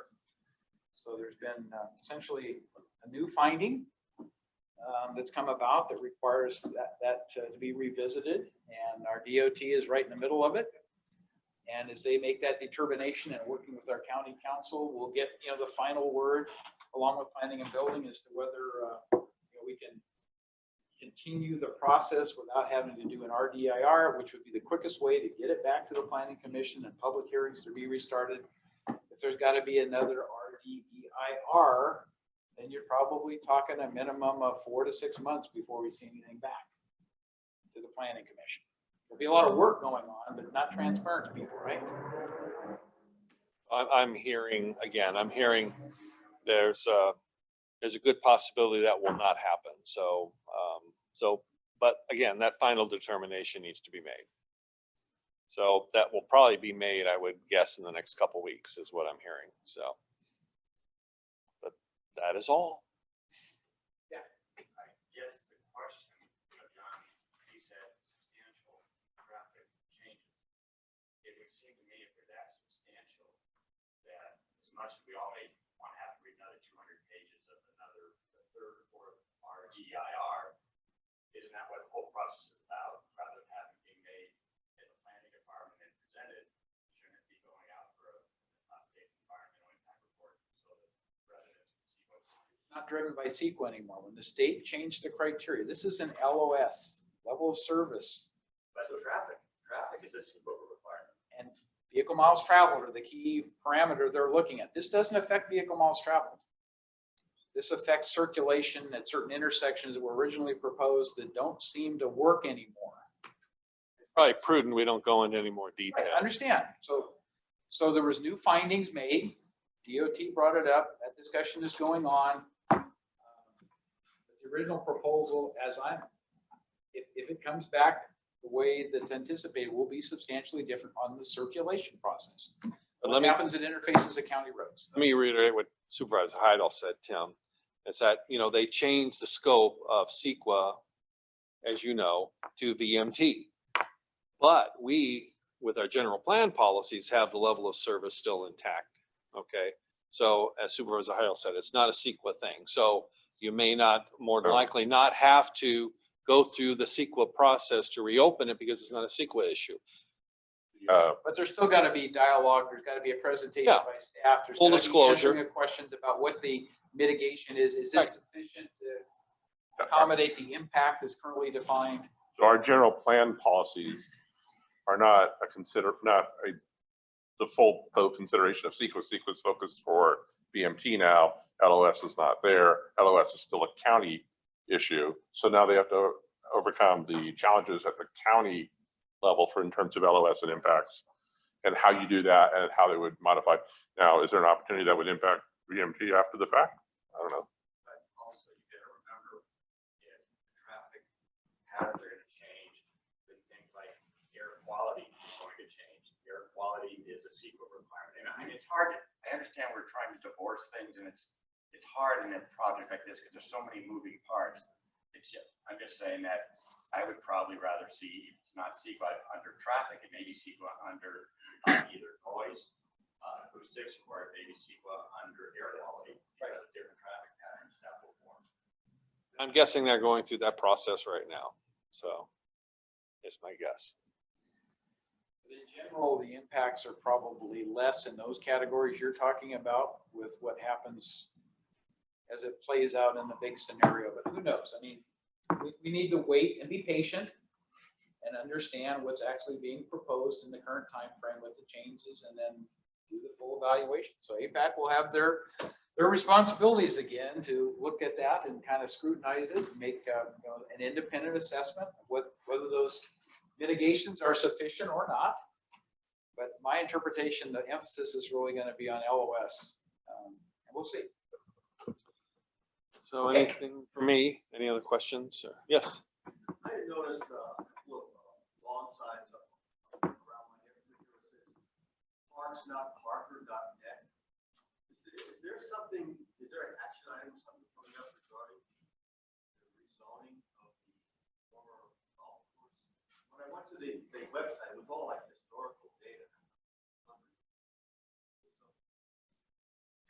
So Don, yes, this is the Central El Dorado Hills specific plan that is the rezoning that's been proposed since 2015. And actually was work before that. The actual vote was in 2015, the advisory vote that the CSD, put on the ballot. So it's not binding on anybody, but that's what people are getting angst about is the fact that it hasn't come to a decision. And it's been a long, long road with a lot of changes. We had the district church public hearing with our planning commission almost 2 years ago. 104. January, yeah. January. So that was a long time ago, and things started moving forward after that again. We got into this VMT thing. We had to step back because nobody understood what the impacts of VMT were for rural counties. It's not difficult to understand what it is for highly metropolitan areas and counties, but for rural counties, it's a little tougher to sort through all that. So that took our DOT, planning department, board of supervisors quite a long time to get the criteria put in place. That analysis has been complete. It's been reviewed. I don't think it's been publicly reviewed, but at least it's been reviewed. And so that's available. That doesn't seem to be the impediment anymore. But now the thing is shifted to the circulation criteria related to LOS that's in our general plan. I'll just say, I'm very happy our county has general plan provisions that go beyond what the state has. And those were only put in place because of the Measure Y Committee, which was many, many years ago. I was a founding member of the Measure Y Committee at the time to make sure those provisions relative to LOS were put in our general plan.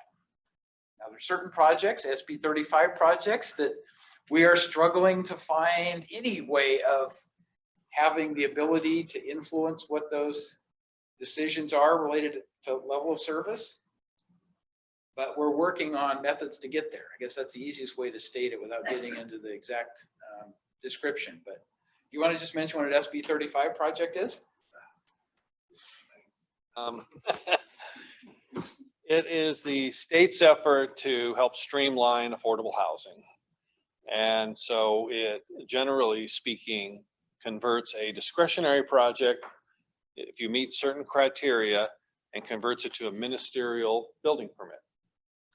So you've got to, you know, like I said, meet certain criteria, check the boxes and so forth, but the state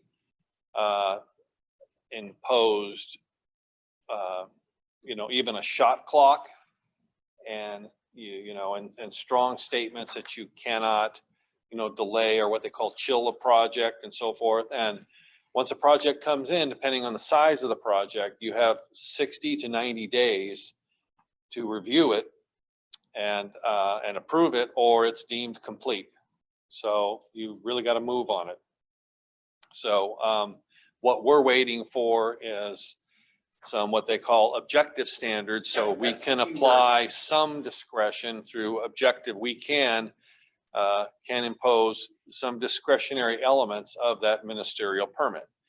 And one of them is some of our level of service general plan policies, but many of them were deemed subjective.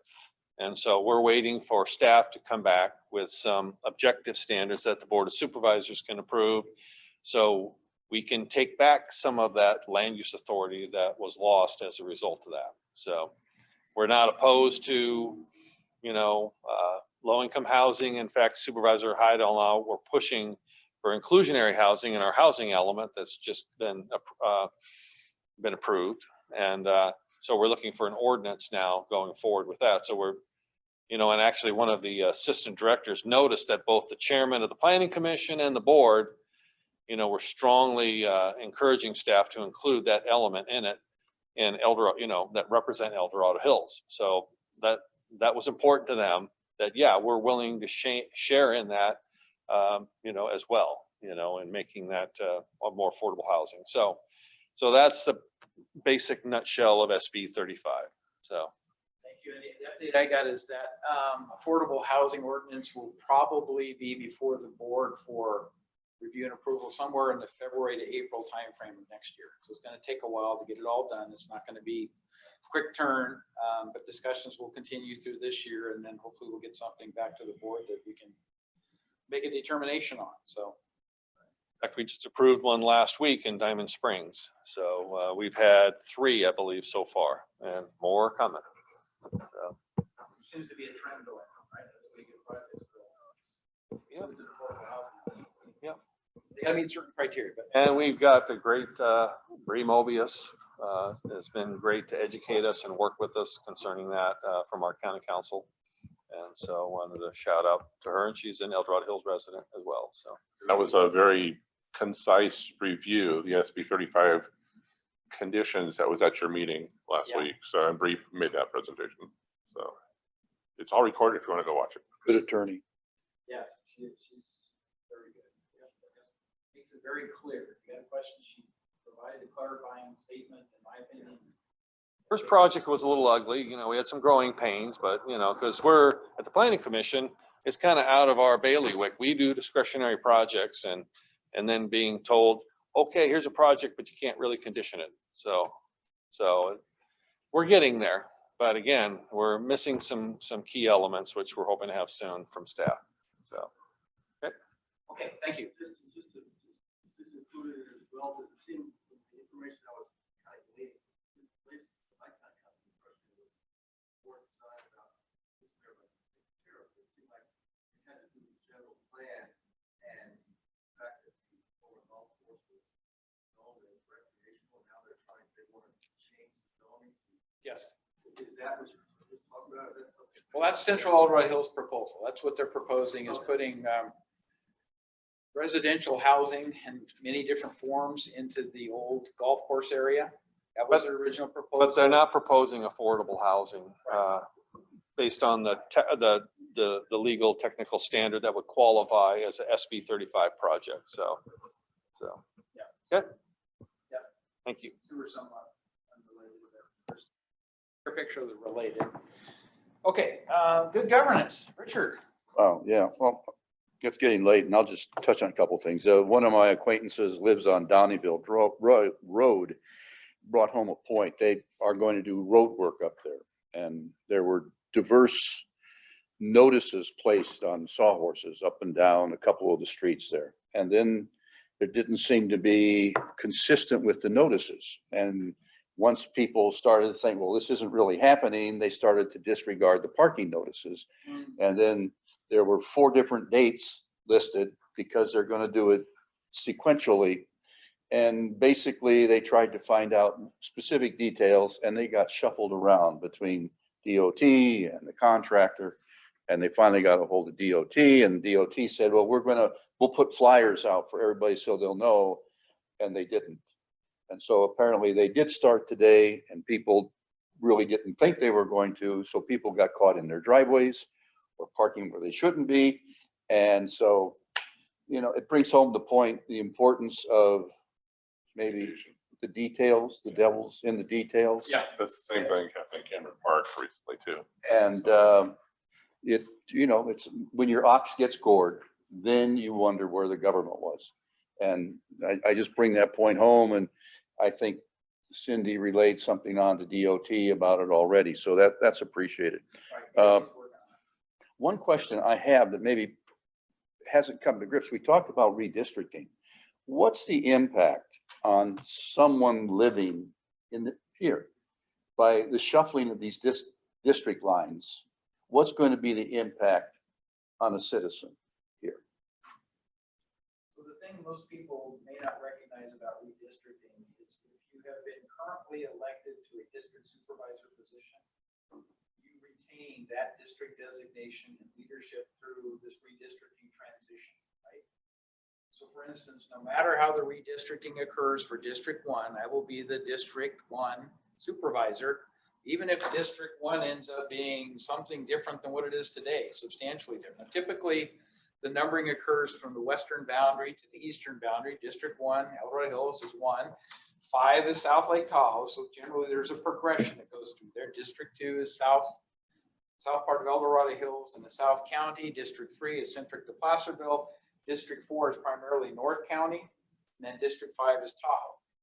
But the redistricting schema could be substantially different. You could end up with different lines. So for those people who have currently been elected to their post, there's no transition until the next election, even though, you know, like I said, something totally different could be defined for District 1, for instance, and it is what it is. So it will impact the residents to a certain extent if they feel like the representation isn't the right person, but it's something that state law drives. So I don't think those scenarios of large changes like that are possible, but they could happen. So basically, it'll be districts 1, 2, and 3 in this area where there'll be movement of the lines, I presume. Well, 3 is Placerville, right? 3 is So Placerville. it'd be 1, 2, and 4. Placerville has to grow. Every district has a substantial change that has to occur. At least 1,300 residents have to shift around, right?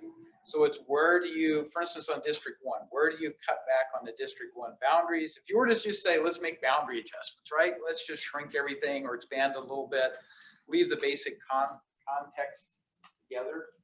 Where would you shrink District 1? Well, there's a lot of places that could happen. One of the obvious ones is, well, you got Highway 50. So everything south of Highway 50 probably shouldn't be District 1. Is Highway 50 a logical split? I don't think so, because it's a community of interest, which is called El Dorado Hills. Then you could look at the north side. So everything north of Green Valley Road should be part of District 4. Okay, but does Waterford and all of those areas out there look a lot like the rest of the rural county? Is that a community of interest? I don't think so. And then you take where the real, one of the things that I've looked at pretty hard with a couple of inputs and stuff is when you look at the community region map, there's 5 areas that are defined on the western slope as community regions. Community regions are where the growth is expected, the primary growth is expected to happen in El Dorado County. So it's El Dorado Hills, Cameron Park, Shingle Springs, Diamond Spring. Diamond Springs, Placerville, El Dorado Diamond Springs, and Placerville. Those are the 5 areas that are defined within the community region, right? 5 separate areas. So one of the things that makes sense to me is, since those areas of the community region, which are going to have the most growth, would seem to have a lot in common in terms of their leadership, right? Because they're going to have to deal with that growth element. Every time we have a project proposed in one of those areas, you're going to have to deal with it. So does it make sense? And if I look right now at what happened to Cameron Park got split in half. Yeah. Makes no sense to me. A community of 20,000 plus, I think it's 19,000 people, whatever, in Cameron Park should be split in half. That's what happened in the last redistricting. Now, maybe it makes sense to a lot of people. It doesn't make sense to me. On the, you said the impact the residents, but the supervisors themselves. So say if you're getting termed out, but say you were subject to a reelection and where you live was excluded from District 1, then you wouldn't obviously qualify to run for reelection for District 1. Right? Without relocating. Without relocating. Right. So there's a potential for Lori Parlin right now is in District 4. Depending how you redraw that map, she has a reelection coming up in 2022. So, and there's a new election in District 5. So, yeah. And we know there's some announced candidates. So if that changed a whole lot, that could change who's a candidate, wannabe, whatever, somebody's already said, I'm going to run. And in terms of the resident that you asked about, so I'm in the Bass Lake area, where I'm at the very eastern edge of El Dorado Hills. I look up the hill behind me, it's Cameron Park. Across the street is Rescue. So I fully envision I will be in District 4, because District 4 has to grow, District 1 has to shrink. That's another line. I talked about Green Valley Road. I talked about Highway 50, Bass Lake Road. Yeah. Everything on the east side of Bass Lake Road may not be part of District 1 anymore. But the east side of Bass Lake Road and the west side of Bass Lake Road, common interest, right? I'm in El Dorado Hills. We have the same, fire service, CSD, all the, the communities are the same. So do I get a District 4 supervisor that lives in Poole? Do they understand what, the impact is in our community? Well, they're used to a rural, not a suburban. Well, if we would have listened to Harriet Siegel so many years ago, we would have had that dividing line of Bass Lake Road for El Dorado Hills and Cameron Park, but Well, title of my house was Cameron Park when we built it in 1995, but So we're setting up the discussion. What will happen? Pluses and minuses, and obviously you can focus on Western Slope, District 1 only. You can look at the whole county. I mean, there's a lot of different ways to look at this. I raised the question because I think most citizens don't anticipate how a redistricting can affect the tug and pull within their district in terms of an interest for a particular approach to things, and how that will affect the kind of supervisor that ultimately gets elected.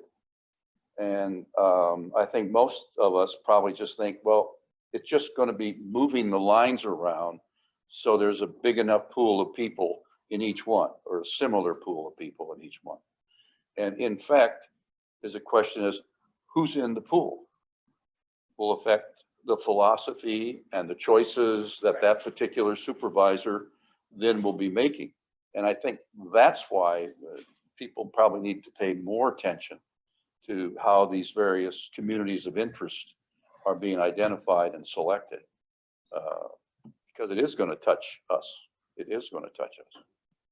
So. The one thing I've made a statement on that I think is important is the Dorado Business Park. We as a community of interest, right now it's split in half between District 1 and District 2. I don't think that works well. I just don't think it works well. So I'm not saying it needs to go in one district or the other district, but that community of interest should be in the same district. Because a lot of our economic growth will occur within whatever district that's in. Yeah. So there's a lot of considerations that go into it. But. And I really don't have anything else to get into. So. Okay, all right. So I'm just going to make the statement. The thing I made, the comment about the 831 Boyd Supervisors meeting, we had, in my opinion, some clear displays where we didn't have good governance going on throughout that meeting. And we need to double down and figure out what we need to do differently. That's my opinion. I'll leave it at that. I wasn't going to go into that, but I would also observe, I kind of got into it after Cindy kind of gave me a couple leads on that. But I think it's important that when we see stuff like that, we kind of remember that volume and duration of comments does not necessarily indicate anything about the substance of the issues.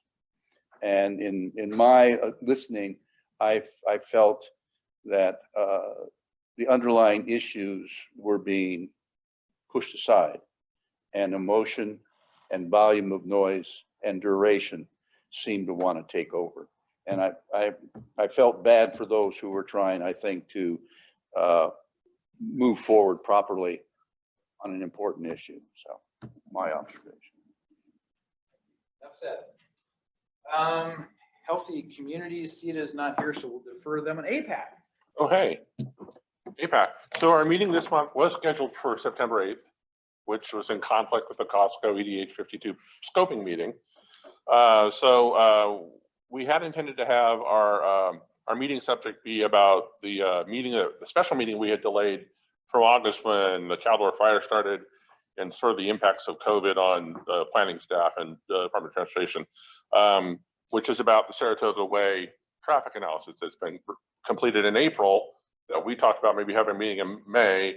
The DOT wasn't able to schedule until August, and well, then the world caught on fire. So that meeting now will happen on the 22nd. It'll be a virtual meeting. Our sole topic will be that traffic analysis, Saratoga Way, and what sort of the impacts are. We'll have guest speakers from the Department of Transportation. Director Martinez will be there. Brian Mullins, Deputy Director, and Daryl Brown, who's the Transportation Department Traffic Superintendent. So we have a lot of residents in the Saratoga Way area, Finders Way, all along there that have some significant concerns about how that change and that connectivity between Folsom and El Dorado Hills has sort of redefined the environment around their homes in terms of the traffic, the speeds, the pedestrian facilities or lack thereof, bicycle lanes. So we'll have that talk at our meeting on the 22nd, and that'll be virtual. But in the meantime, between that, we did talk about we were here at the fire station last month, and we talked about we had a presentation on EDH 52 and Costco, as well as the town and country village El Dorado, which is proposed down at Bass Lake Road in Country Club. And those were important talks. I wish we could have separated them. However, the way that the applicants approached us, we needed to put them to one meeting just for timing purposes. And I don't think that serves either of those applicants well, but this is what we did. In terms of the scoping meeting for El Dorado Hills, for EDH 52 and Costco, APAC officers, APAC members had some very legitimate, I think, concerns about the way the meeting was conducted. Scoping meetings usually were, I've been in scoping meetings in this room, where you can see exhibits, you can talk to the applicant, and you can talk to the consultant the county has hired, you talk to staff from the county, whether it's Department of Transportation or planning or other agencies internal to the county. We understand that they had a concern about, the way the COVID numbers were going, but a project that was this big for El Dorado Hills, it's not just a common project. This is transformative. So we did send a letter into the planning department to let them know that, in the director of planning, that we had some serious concerns and reservations about the way that a virtual scoping meeting would be conducted. And we did not receive any response. So we did from the planner, but that's why we took our letter to the director of planning. No response. And then I think demonstrated by that meeting, it was not a scoping meeting that we've seen it before. It was a presentation by county staff and by the consultant that the county has hired. I did not see the applicants. I missed the first 4 minutes of the meeting. So I was in a conflicting meeting that night. So I do think that a lot of, I've probably had about 20 emails that night from residents going, what was that? I understand. And they were really expecting to hear from the applicant and to be able to engage and have those. That's the history of the way scoping meetings have been done. In the past. Yes. This was a different venue, so. Yeah, so I think that in terms of how we prepared the public and what the public's used to seeing, I don't think, I mean, it was very professional, and I hats off to county staff for the work they did that night under challenging conditions.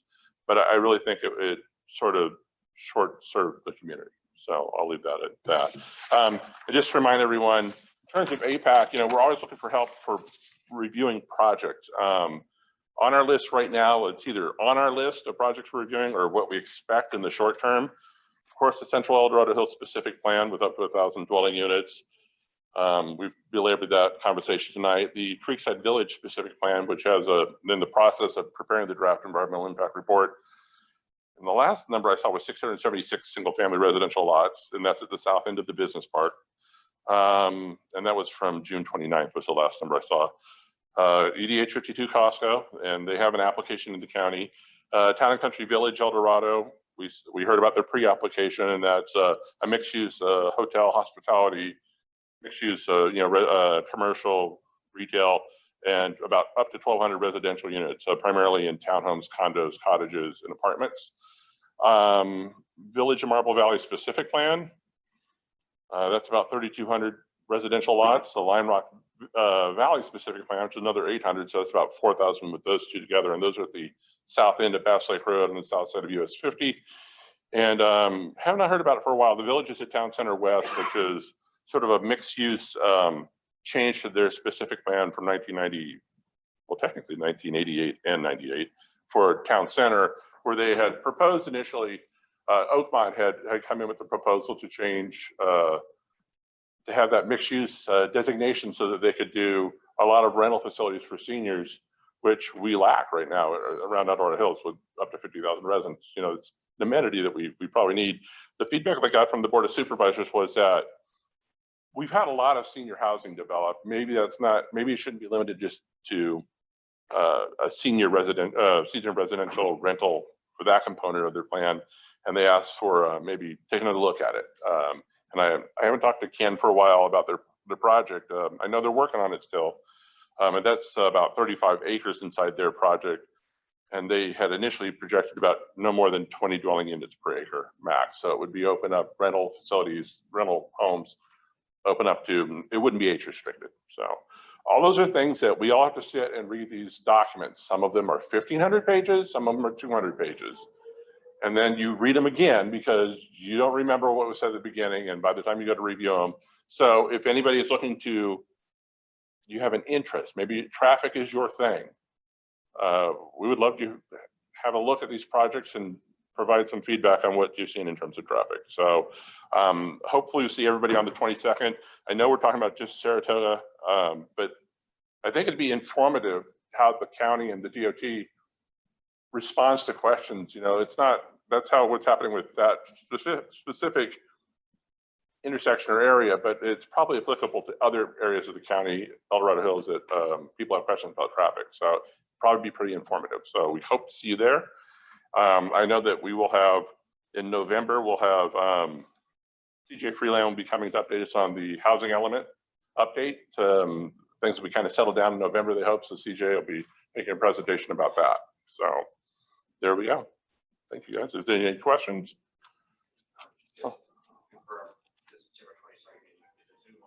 Zoom only. Oh, you know what? And it's at 6. Sorry, thank you. We had to, we're trying to accommodate DOT as best we can. County employees, there's a fire, obviously, but they're very impacted because they're responding. It's an emergency. So we're doing our best to be respectful of their time. This is after hours for most of them. A lot of them are impacted by the fires, whether they had to evacuate or have family that have had to, and still COVID seems to be a problem. So we would still love to see everybody at 6 p.m. so you can get off a little early. So I have one update. I was recently advised that Ken Kidd, the Oakmont project lead, has retired. Oh, I have not heard from Ken. Maybe that's why. I haven't either. It's not Oakmont anymore either. It's Yeah. Okay, well, It's the other organization that's the parent organization. Yeah. Gallagher? yes, I think so. Then what I might do is I might talk to Louis Mansour to see if he has the contact. So One last thing I forgot to mention, it's in the works, but we're planning on having a manager from EID come and make a presentation to the Planning Commission about water allocations, water rights, and so forth. So looking forward to that because that always comes up with every project that we have about what about the water. So that's in the works. Hopefully either this fall or early next year, we're going to have EID come and make a presentation. So thought I'd let you know that. Good. So let's move on to community information and outreach. Okay, things continue to open up, or there's still the concerts at the Stephen Young Amphitheater every Thursday. I went there a couple months ago and it was pretty crowded. It's a lot of fun. This Saturday, the El Dorado Hills CSD is having a summer fest. It's kind of like a carnival for kids. A lot of stuff going on there. It looks fun. The farmers markets continue every Sunday in town center from 8 o'clock in the morning till 1 in the afternoon. And then on September 25th, they're going to have a first ever Walk with Austin triathlon. It's for special needs kids. So anybody 18 and under, they're going to have events for all the different kids. So it should be a really neat event. I know Supervisor Heidel, they're going to be building an all abilities park. That's within the Bass Lake Park, right? Yes. They're doing the all abilities park, the Walk with Austin people. So kids with all abilities can use the park. So this is another event of theirs. They're helping kids that have special needs. They can participate in a triathlon type event. yeah, and it's not a triathlon as in TRI, it's TRY. Yeah. Try again. It looks really awesome. I mean, it's Yeah. something that Parents are really Yeah. involved and they do some great things. So that is pretty much what is going. Oh, and then October 2nd, that's before our next meeting, the Rotary is going to have their wine at Town Center. So the pasta feed. When is that? Why am I blanking on that? So okay, at Rotary, Rotary's doing the pasta feed. I didn't have that on my list. Oh, I just bought my tickets. I want to say it's the 22nd of October. oh yeah, I only did till October 4th. But and the wine event's on for sure still. That's what they had when I looked at my list. Presentation part of this meeting or after? Oh, I will wait till after because I don't want the additional shame. I have a book here from John Thompson from El Dorado Hills residents about Bass Lake. Obtained this book last August when the Thompsons were moving to Arizona with an inscription to Planning Commissioner Sean Vegna. It's been sitting in my office for a year. So, but don't worry. You haven't read it yet? No, I have It's a two good copies. read. It's I have quick. 2 copies. It's quick. So, but yeah, so every time we go and have a meeting, I leave it sitting on my desk. And every time I talk to John on the phone, I look up, oh, it's right there on the bookshelf. So I'll make a formal presentation after with some colorful words. Okay, any questions on any of this stuff? Any go backs? Seeing that, because I think we're all getting ready to wrap it up. So I'm going to move on to item 7, council member items. Our next meeting is Monday, October 4th. So we're getting back on track with the first Monday of the month. Obviously with the Labor Day weekend and stuff, we got delayed this month. And I was contemplating bringing in a PG&E representative as a guest speaker to kind of follow up on Pioneer's presentation, but with the focus being on PSPS planning. because that's one of the things that Pioneer gets a lot of questions on. If we go with Pioneer, will we have less power outages from PSPS? And the answer is no, because as Alexia ably described, that infrastructure, which is forcing the PSPS shutdown, is PG&E operated. So they call the shots on that stuff. And if they call a PSPS, we get shut down. The one thing that Pioneer has been helpful for, though, is to try to keep the pressure on PG&E to look at microgridding and those kinds of things, which has been successful in various areas. So we've seen some improvements of their response in microgridding within El Dorado County even as a result of that. So that's a big part of it, is what can you do to keep Placerville up and operating, for instance. There's a microgridding project out in Georgetown.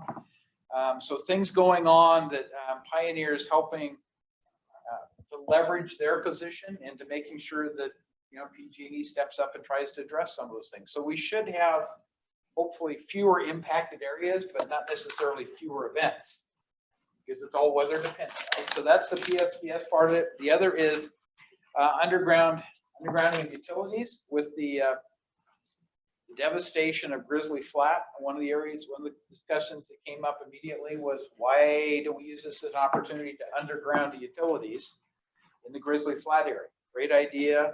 Different people talked about it. I got a hold of our DOT department because they are typically the front end of that.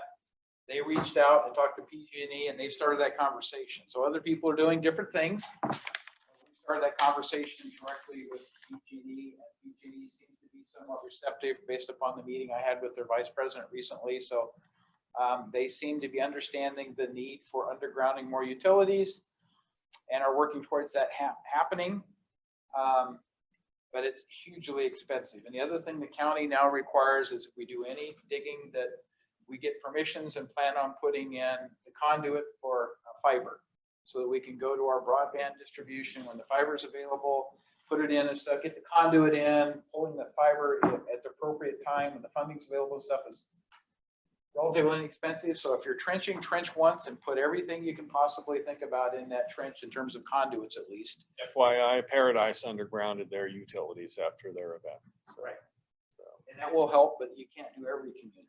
Right. So the one thing about Grizzly Flat is, obviously with the mass devastation, you would think there would be more opportunity, but there's an awful lot of permits and other things that have to be pulled, and you got to work with all the utilities, not just the electrical, and PG&E handles that, but you got to work with the water distribution and all that kind of stuff, and they have things they want to do. So it's a big project, but at least there is some discussion going on there, and we'll see if that's one of the projects that PG&E chooses to move forward with. But they have made a commitment of spending substantial amounts of money in undergrounding utilities, given the current environment we're seeing and the possibility of wildland fires starting by PG&E infrastructure. So they seem to be very sensitized to it, but we all know who ends up paying for that.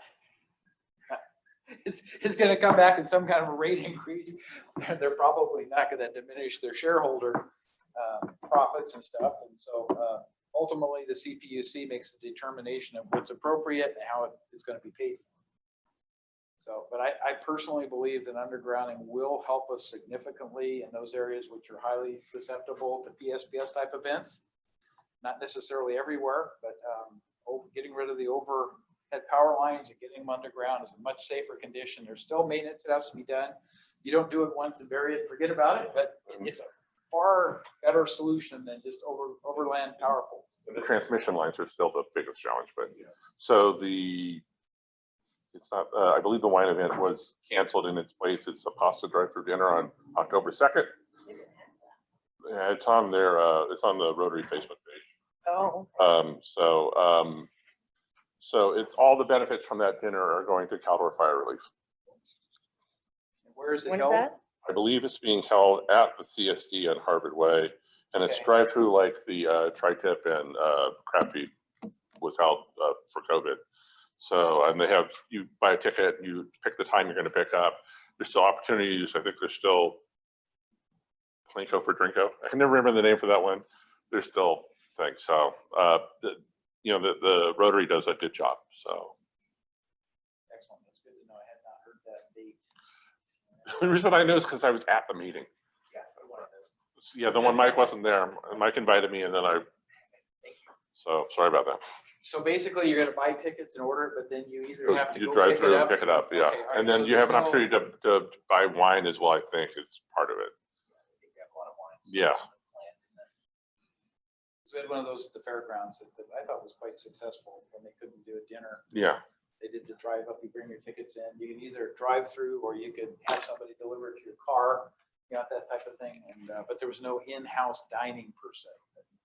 They did pretty well with it, I think. People recognize, you know, Well, and it's an Difficult. opportunity to make a contribution too, so. yeah, exactly. That's nice. All right. See if there's anybody, no, nobody's asking questions online. So. Yeah, I didn't see anything out there either. So with that, I'm going to call our meeting adjourned. Thank you all for your patience and endurance and listening to us this evening. And again, thank you to Pioneer for the great presentation and staying with us all evening. Wow. Hopefully more opportunities to come, right?